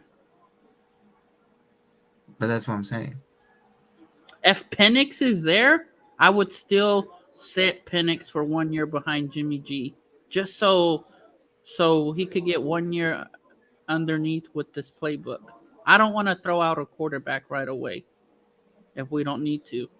Did you guys know that apparently this was a stat apparently I found from PFF and CBS? Second round QBs apparently have a higher succession rate than first round QBs. Yeah, I buy that. I mean, you look at history, I mean, look, right? Like this is why I wasn't very high on this quarterback class this year, is because the top 2 guys are from schools that historically produce busts, so it's like it's kind of a tough question, right? Like, did they play so well in college because that's their peak, and Ohio State and Alabama are really good at like finding guys who like in high school they're not quite peaking yet, but like they know, and like 2 years they'll hit their peak, and then it's downhill from there. But who cares, because they won national championships or conference titles with them. It's tough to say, you know. I mean, get like a guy like Mahomes. What was Mahomes, like 18th overall or something like that? He was, I think, the 10th overall or 15th overall. Okay, but he wasn't very well known, even though he actually had incredible stats. If you go back to his stats in college, he was killing it. It was just because and their defense was possibly the worst ever. They sucked. Cliff is not a head coach, obviously. I don't know why the Cardinals ever hired him, but that's what I question. I'm like, how did this dude become an NFL head coach? Who is he? Isn't the OC for the USC Trojans now? Yeah. He's like an offensive assistant with Lincoln Riley now at USC.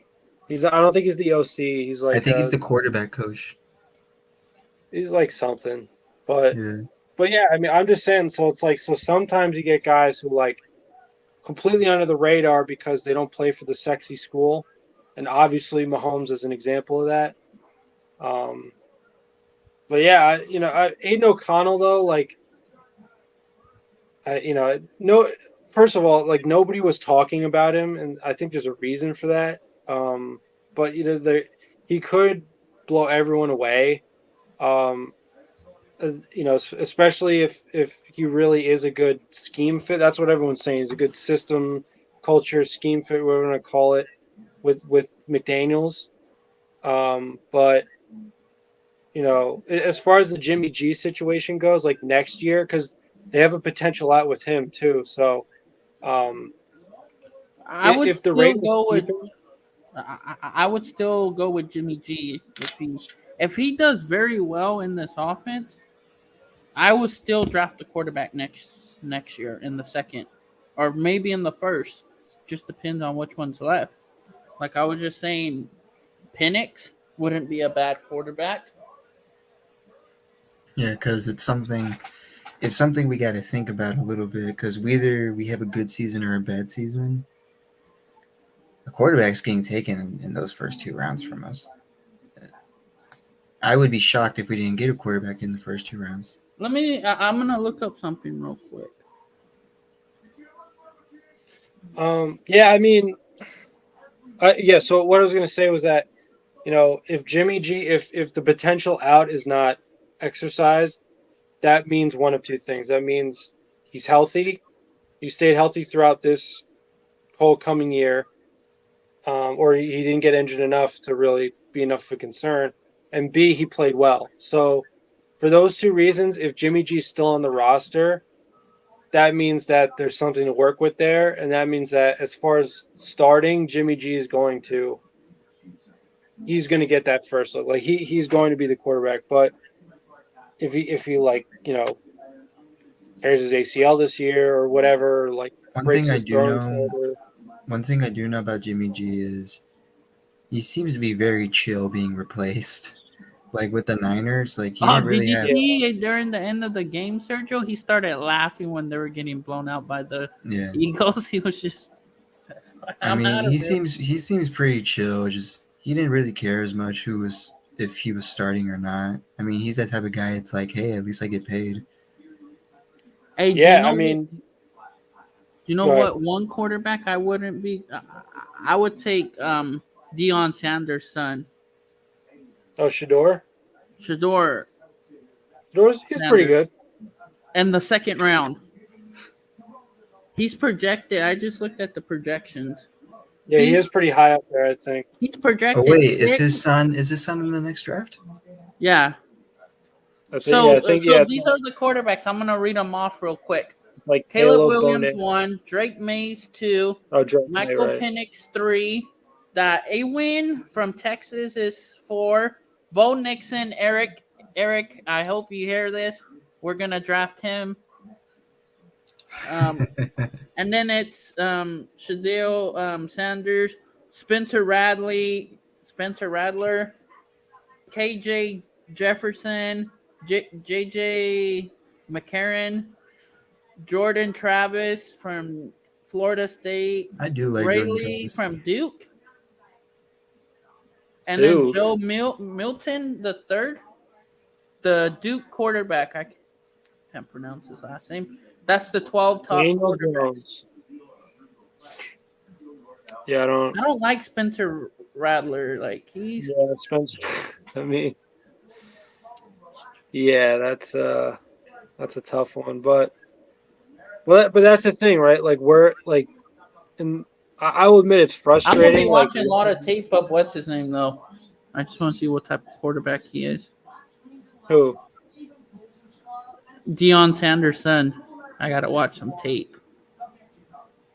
I think that's what I'm gonna start doing. He'll Well, probably anyway, his son will probably be a Cowboy and replace Dak Prescott. my whole thing. What did you say, Sergio? Who? I said his son will probably be drafted as a Cowboy and replace Dak Prescott. Shador? Yeah. Hey, did Shador go to Colorado with them? Yeah, right. He did, yeah. Yeah, I thought he did. I don't know why they still got Jackson State. What were you saying, Jeff? Yeah, I mean, Jackson State served its purpose for Deion. Well, I was going to say, like, so what we're doing right now is what? He got that school. They should have. One player should have got drafted there this year.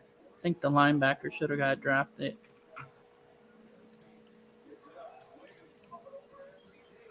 From where? Over Anthony Davis? Oh, nasty. No, so my thing, especially with quarterbacks, is like what we're doing right now is we're looking at it conventionally, like we're looking in terms of like pure talent and like thinking that like, oh, you have a really great talent here, you should develop your scheme around a great talent because, you know, talent is what's going to make the difference. But it's sort of the opposite with McDaniels. Like McDaniels has a scheme, he has a philosophy, he has tendencies, and he wants to play the kind of players that fit to his sort of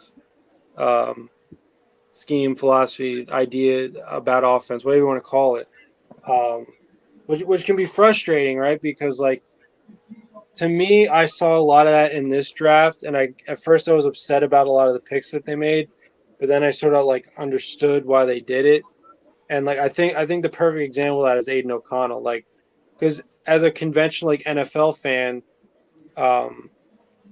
like I said, nobody was talking about Aiden O'Connell really.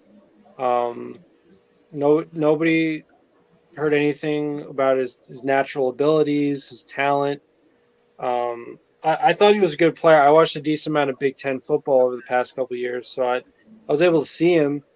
You know, obviously when he has weaponry, like we had that guy Josh Bell at receiver, he had, you know, he was really good, but you know, took a step back, and now the question is like how good is he going to be? But I think if you sort of look at the kind of offense that it seemed like Purdue ran this year, it seemed to be a lot of like, you know, wide receiver by committee kind of thing, high percentage throws, not a lot of air yards per attempt, I guess you'd call it. You know, not big throws, sort of, you know, methodically move down the field kind of a thing.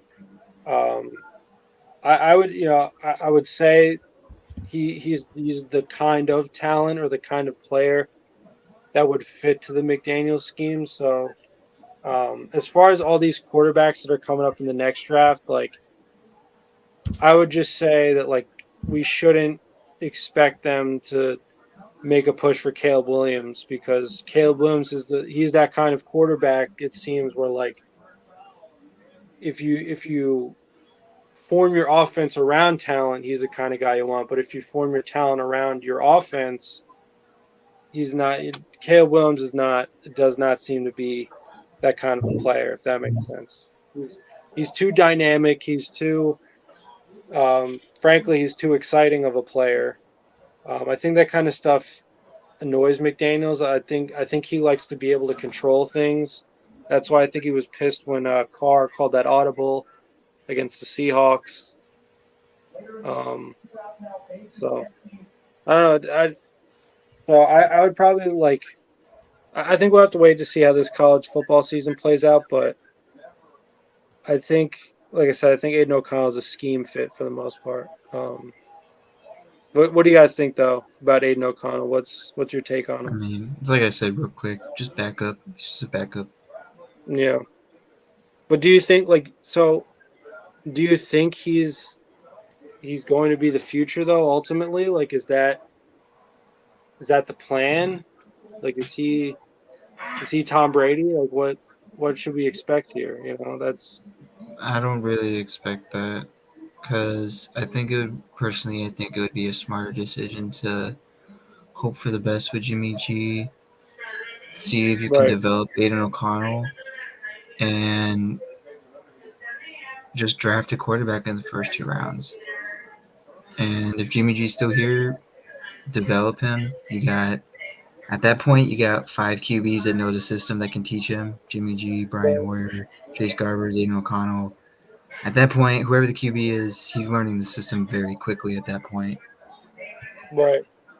Because I feel like if you don't draft a QB in the next 2 seasons, and hopefully that next draft is as advertised, that it's going to be like the most talented and the most stacked quarterback class that we've seen in a while, Right.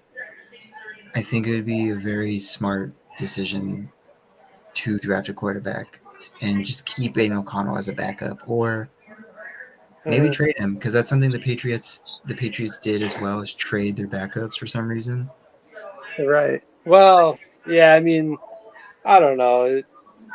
Jared Stidham, Brian Hoyer, like, I'm sure Bill looks at it as like, if anybody wants any value out of this, like, I would be more than happy to send him to Las Vegas. But yeah, I don't know. To me, that would be very annoying, because it's like, that was your quarterback in this draft. That's the one that you wanted, and you're just going to change your mind on him. Like, with, I mean, maybe if you give him a year and it doesn't work out, like, the Mac Jones situation might not be panning out the way the Patriots thought it would have. So, for all we know, it could be a similar situation with O'Connell. But the question really here is, so let's say, for the sake of argument, worst case scenario, Jimmy G goes down this year, like he tears an ACL, week 3 or something, out for the year.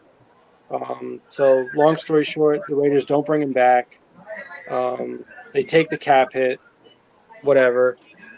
So even if that situation presents itself, you're saying that the Raiders should still draft a quarterback even if they have Aiden O'Connell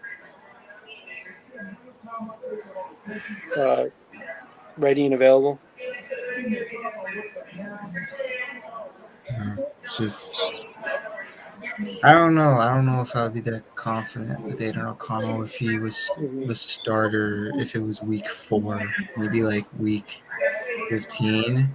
He's got a bunch. He learned a lot of the system, how the game plays. Right. If it was early in the season, I wouldn't see it as like a Brock Purdy moment. Right. Because at that point, you would have to put either Chase Garbers or Brian Hoyer in. And I would rather have Chase Garbers. Because Brian Hoyer, I think he's too old to... If, like, you're going against a team that has to force you to move around, I don't know if Brian Hoyer could do that. That's a good point.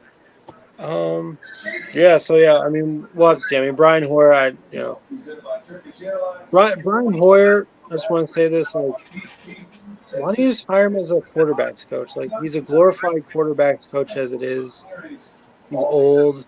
Like, he was on the verge of retirement. I don't care what that report said about he still wants to play. Like, yeah, he'll play for the money, but, like, if nobody else wanted him, he was going to retire. I don't know. I mean, being an assistant quarterback coach would have been a better deal.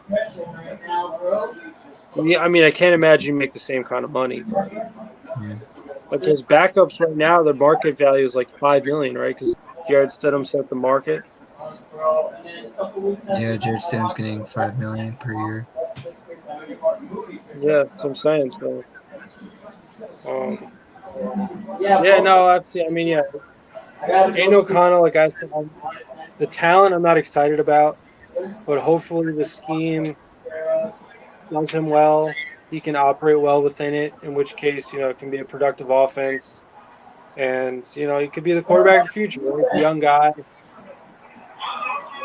As far as I know, no real injury concern. But, I don't see him being the kind of guy that can extend a play if, there's a blitz or the pocket breaks down. So, but that was with Brady, right? And Brady won 6 Super Bowls. So, if McDaniels can recapture that, then he might have something going for us. So that's if Jimmy G, and for whatever reason ends up giving up his starting job to a guy like Aiden O'Connell, I'll see that coming back. Al's Ghost, you still there? Still there?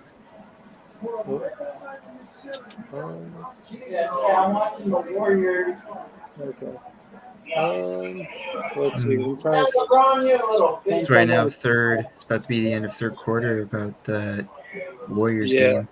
I'm gonna mute Cortez because no need for that ambient noise. Let's see, because I'm trying to think of another topic. Maybe just one more we could do before we. Yeah, I think I'm good for one more topic. Yeah, like 20 minutes, something like that. Yeah.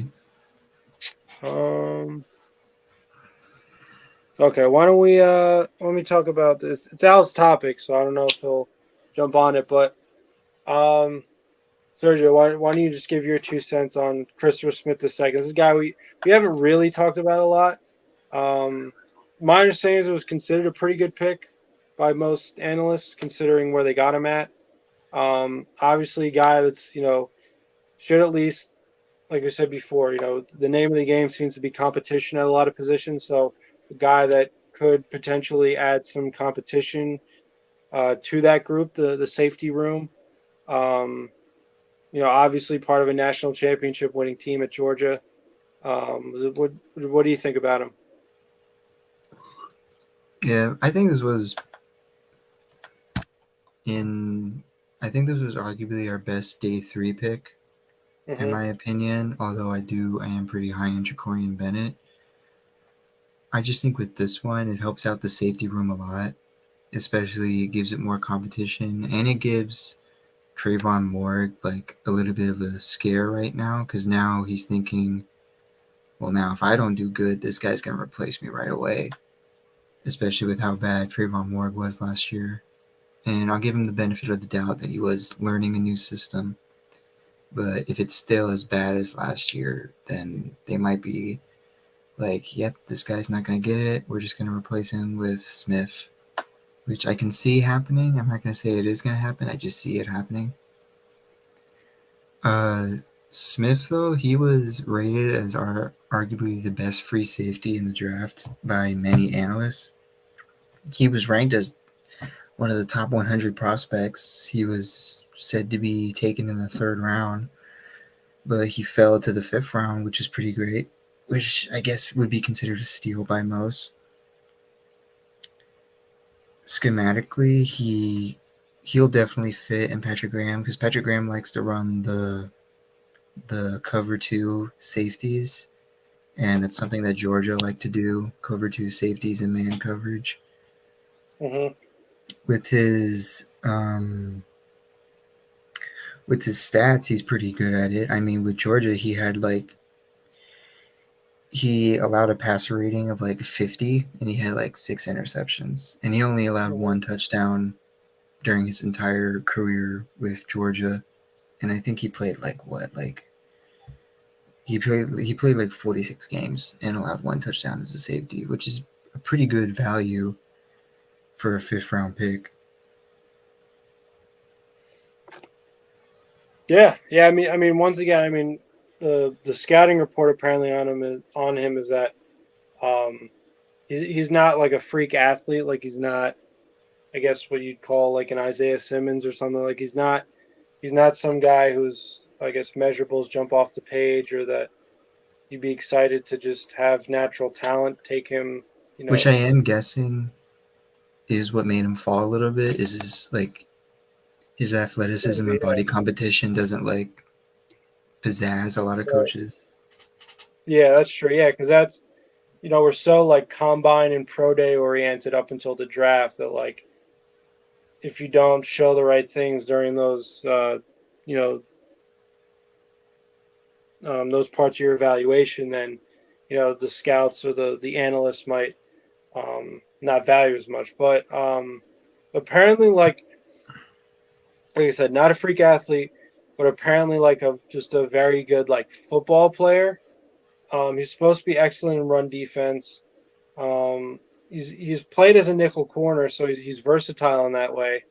Apparently, was it? I had the stat here. Yeah, he's really good in run defense. I think like his 2 years as a starter at Georgia, he didn't allow. Yeah, both years as a starter, he'd given up less than a 55 QBR, which in college is tremendous because it's even higher in college than it is in the pros. But yeah, so he's for that reason he's supposed to be elite in coverage, real student of the game, incredible football awareness. So. And also, like, he's supposed to be a 4th round pick, so getting him at pick 170, definitely a steal. Definitely, like, definitely, I think one of the picks that could be slept on in his draft. I mean, like I said, obviously the lack of athleticism could be what holds him back. Apparently, he's not the best at shedding blocks, so that could be a thing too. Because if he's so good in run coverage, I wouldn't be surprised if they try to blitz him, but if they pick up the blitz and he's not the best at, shedding said picking up of the blitz, then that could neutralize the effect. But, yeah, I mean, like I said, maybe like you said, the fact that he might not have had the greatest measurables. I mean, let me just double check his measurables.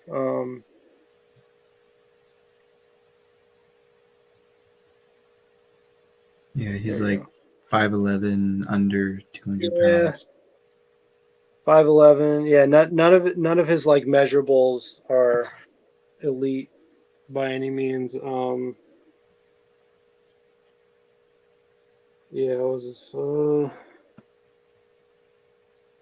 Yeah, I mean his 40 he ran a 4.62, which I happen to think matters just because. You're dropping back deep, dropping back deep into coverage. You need to be able to cover a lot of ground fast, especially if you're going to run down a guy that breaks through the defense or something like that. Like that's a concern. So I'll see. But yeah, I mean, once again, I think the Raiders were very on brand, especially for this regime, in terms of the kind of guy that they got. Even like Michael Mayer, the scouting report on him is that he's not a freak athlete. He just does everything well. So he's like, his fundamentals and his like, attention to detail and whatnot, just like Christopher Smith, are supposed to make the difference as opposed to just, I guess rolling out of bed before game day and, just letting your talent take control. So, yeah, I mean, I guess it's advertised. I mean, the only freak athlete I can think of that they drafted was, I mean, besides Tyree Wilson, was kind of Amari Burney, the linebacker, because like he is pretty good size for a linebacker, but because he also plays as like a defensive back, I'm guessing there's a reason why they have him play linebacker, because if he was a safety, if we drafted him as a safety, he would have been huge for a safety, because he's like 6'2", 233 pounds, runs a 4.48. Like, that would be perfect for a safety. I guess they put him in a linebacker because I guess it would be a better fit for him, like a coverage linebacker. that can also handle the run. So yeah, it's kind of how I feel about the Christopher Smith. It's like he doesn't show the pizzazz, but his production says otherwise. And I'm hoping that production pans out. Right. Yeah. I mean, at the end of the day, right? Even going back like Tom Brady, not a freak athlete, was apparently student of the game, was just, good at finding, good at doing his job, right? Which is to find the open man within the scheme.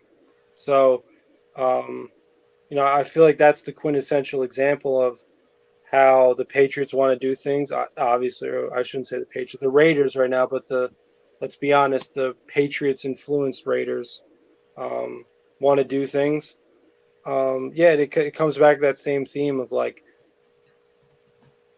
I guess the fear is that like if you're purely talented, you might be somewhat of a renegade and you might start to have your own ideas about things, which McDaniels doesn't like because, like I said, it seems like he really likes to control things. He really likes to. He really likes people who will just kind of like shut up and do it the way he wants it to be done. Which I mean, the guy's coordinated 6 Super Bowl winning teams, so you can see why he'd feel that way. So, yeah, I mean, like you said, doesn't have the pizzazz probably, but if he's a student of the game, if he understands the tendencies of offenses and offensive players, he could, not only make it on this team, but be a big part of what they do. I mean, you might very well be a starter on this team. It could be sort of the Trayvon Merrick of this regime, right? Because Trayvon Merrick, right out of the gate first year, did pretty darn well in the Gus Bradley system, which makes sense because Gus Bradley drafted him, but didn't exactly look as good this past year because it probably due to incompatibility of systems or of coaching styles. It just wasn't a good fit. So I guess that's probably what we're hoping for, right? For Christopher Smith to sort of come in and be that surprise rookie safety who can lift his team in a big way. So I'll have to see. I mean, yeah. You there? Oh, did you want to say something else? Nah, I was gonna say like it's kind of like what you're hoping for with like everyone else, basically like with like every other position, like the defensive tackles, the linebackers, even the corners. Even though the corners that we got do show like very high athletic ability, it's kind of like still like you kind of just hope that like they're all the surprise rookies, and then you just finally have a sigh of relief as a Raider fan, like, oh, okay, the entire draft class was good. Right. Yeah. I mean, yeah, that's the thing. I mean, I've seen pretty much every analyst give the team an overall like draft grade of some kind of B, like anywhere from B to B plus, B minus, maybe if you use that scale. So, so I guess I would agree with that because obviously first 2 picks were the best. This just seems to be like a steal. But other than that, I don't know if I can say they exactly killed the draft, but that that's only in terms of what the analysts are saying or how a player did in college. You never exactly know like what a draft class is going to look like. So, so I have to see. We'll have to see what plays out. Yeah, I think I would be fine with if they say it's solid. I'm like, that's good. That's good enough. I'll take solid. It's a lot. It's 10 times better than what we had the other years, where every analysis grade we always receive. Yeah, where the analysis are like, yeah, this was a bad draft. Do you have any idea what like do you remember what the grades were last year? I think I remember seeing like the someone gave the Raiders like the 12th overall best draft in 2022.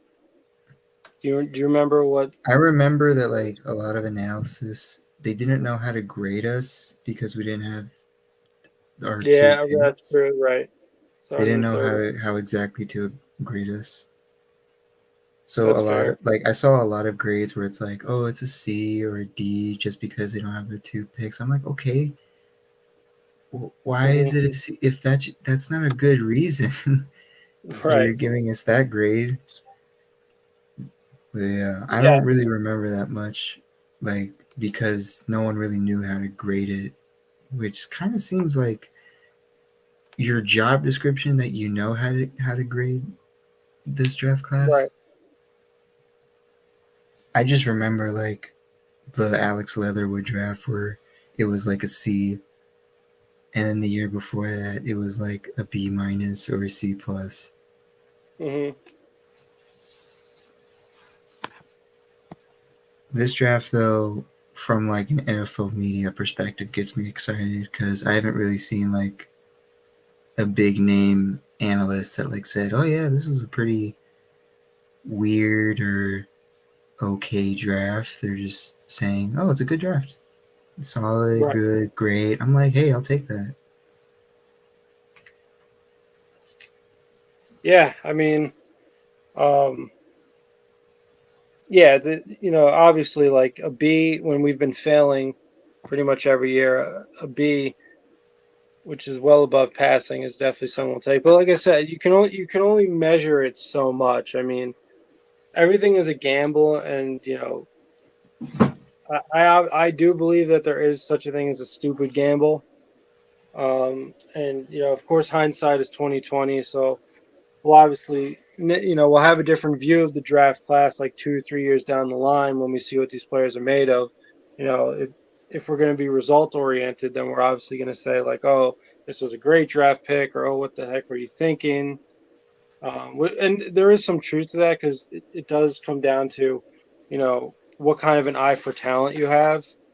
And especially if like year after year it just doesn't work out, then you definitely know that there's a problem. So, um, yeah, I mean, we'll have to see. But yeah, at the end of the day, wins and losses are all that matters. Whether you do that through, free agency or or through the draft or whatever. So we're gonna have to see as far as that goes. But Christopher Smith, definitely relative to where you're supposed to be drafted, definitely seems like a decent steal in the draft. So we'll see. We'll see what he's made of. We'll see what kind of headway he makes on the roster, um, and we hope the best for him. Hope give him all the Yeah. success in the world. I mean, I got nothing else to say for Okay. tonight Yeah. Yeah. I because mean, Saquon. I think this is a good spot to end.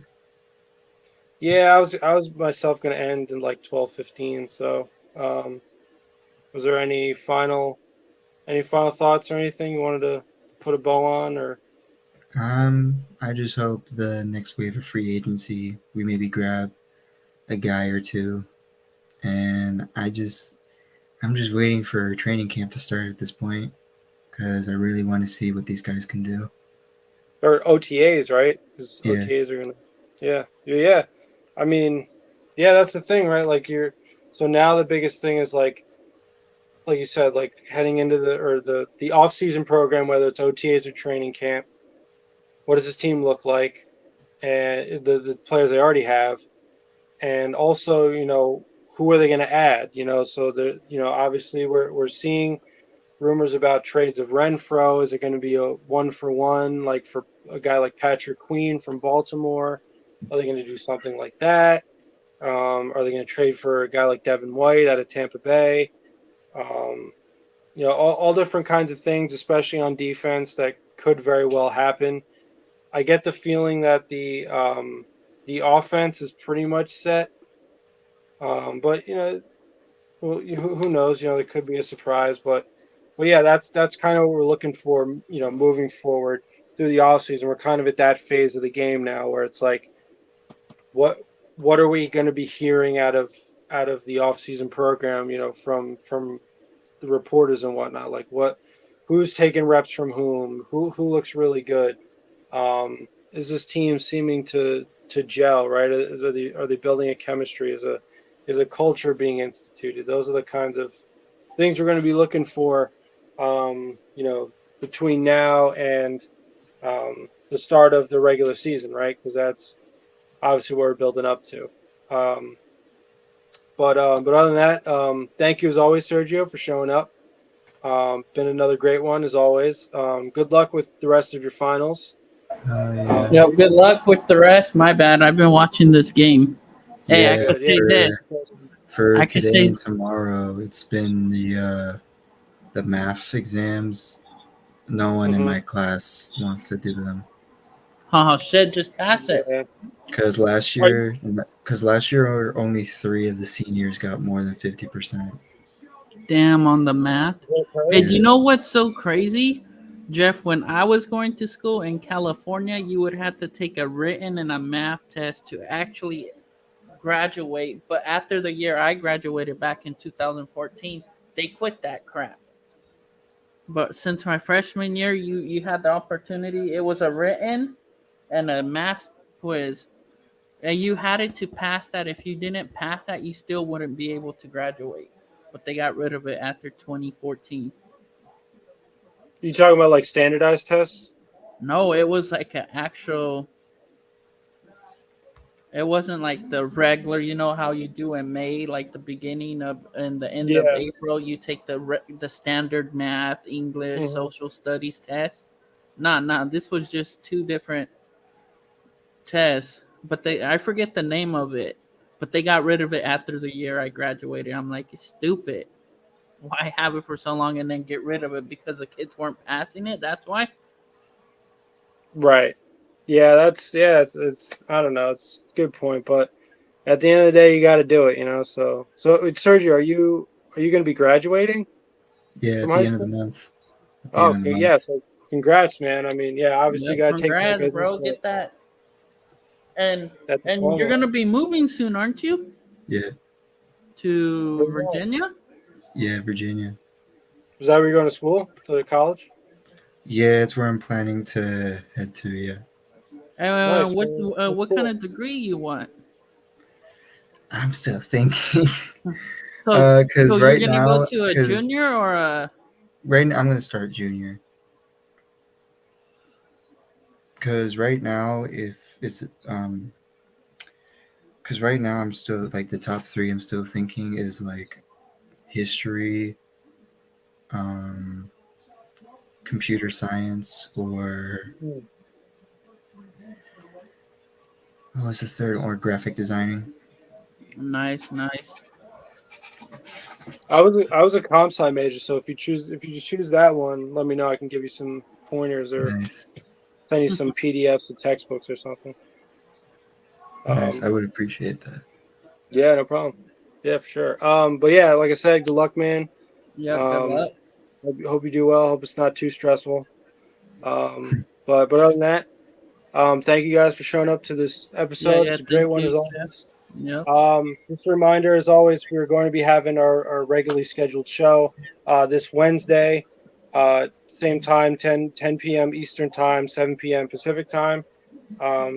Same deal here, same platform. So tune in for that as well. I'm going to continue to be talking about the off season for the Raiders and any developments that may be happening.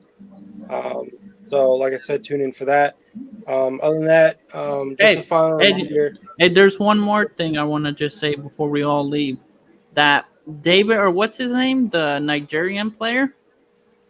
Yeah, right. Oh. The transfer portal, or somehow the international player. And the good thing is he does not count against our roster spot. So like he could be on the team and get used to playing in the NFL, but does not count against our roster spot.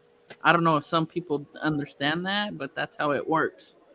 That's So, cool. like, I didn't know that. That's he could play the whole year. I think Seattle had a player from Germany come play, but the messed up thing, you remember Seattle played Tampa last year and Germany, but the player couldn't go back and be there and play. Why not? I don't know. They just didn't allow him. I was kind of screwed. Maybe it was a scratch or something. Man, that's messed up. Would have been great to have him play in his home country. Definitely would have. But like I said, wishing that guy, the Nigerian, that we have picked up. He's big frame as Tyree Wilson, same height. I think he weighs less, like 225, I think, 215, 250, somewhere in there. But still, just the height makes you be. That's why I threw out Malcolm Kuntz earlier. Maybe he's not. Yeah. Because they got a couple. That's 3 from undrafted, or 1 from the international, and then 2 undrafted players. Plus Tyree Wilson, that's 4 right there. Edge rushers. Yeah, exactly. So, obviously going to be looking to see what guys like that can contribute to this team in the offseason program, if not the full-fledged roster when we get to that point as well. So, going to be interesting to see that develop as well. So, like I said, as we continue through these broadcasts, we're going to continue to talk about the offseason as far as things that do happen, things that are rumored to happen, things we think should happen, all kinds of stuff like that. So, like I said, 4 minutes left for the game. Yeah, exactly. So we're going to end our broadcast for today and tune into that. But like I said, thank you to the members of this panel, as always, for showing up. Thank you to the mods in the chat for holding it down, as always. Wouldn't be able to do the show without you guys. And last but not least, thank you to our viewers for watching and commenting along with us throughout this broadcast. Final reminder, we've posted, you can see it's not too far up in the comment section, all the various links to our platforms. So if you could just give those a check those out and give those, tap in with us on all those platforms, that'd be greatly appreciated. Once again, that's the Death Star Report YouTube channel, the Nation Nightmare YouTube channel, the Death Star Report Twitch channel, the Death Star Report on Instagram, and last but not least, the DSR Discord server. So like I said, if you with the YouTube channels, if you could subscribe, like as many videos as possible, hit the notification bell, comment on as many videos as possible, that'd be greatly appreciated. With the Twitch, if you could follow us on there, that'd be great as well. With the Instagram, if you could follow us on there, throw us some likes, maybe share our post not only to your story but with your friends over DMs or whatnot. That would be great as well. We'd love if you guys could do that. And last but not least, our Discord server. If you could join our community there, that'd be greatly appreciated. Just because it's the heart of what we consider we do here at DSR. It's a great community, great way to connect, not only with Raiders fans, but just great people in general who love to talk about a wide variety of things. So in that Discord, we have a Raiders chat where we talk about all things Raiders.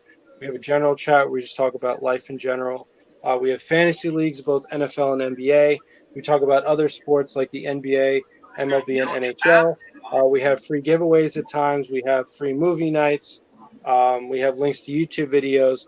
We have a whole bunch of stuff going on in there. So like I said, it's a great community, great way to connect with people. So if you'd like to join that community, we'd love if you guys would do that as well. All right, so then, Jeff, I'm about to head out. Thank you again, bro, for everything. I'll see you on Wednesday. All right, see you, Sergio. Pass your test, bro. Peace out, Sergio. Thanks for joining. Like I said, thank you, everybody, for showing up. Check out all of our platforms if you can. But other than that, salute everyone, and have a good night. And remember, our next show is going to be a Wednesday, same time, 10 p.m. Eastern, 7 p.m. Pacific time. So tune in for that as well. But other than that, peace out, everyone. Have a great night. Peace out, Sergio.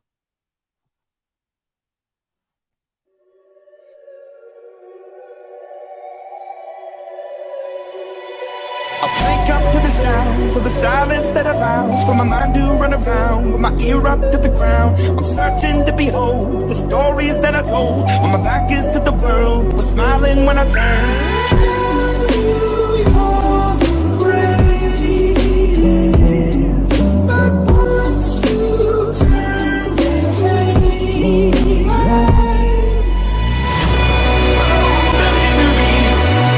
Everybody wants to be like me. Share the sympathy.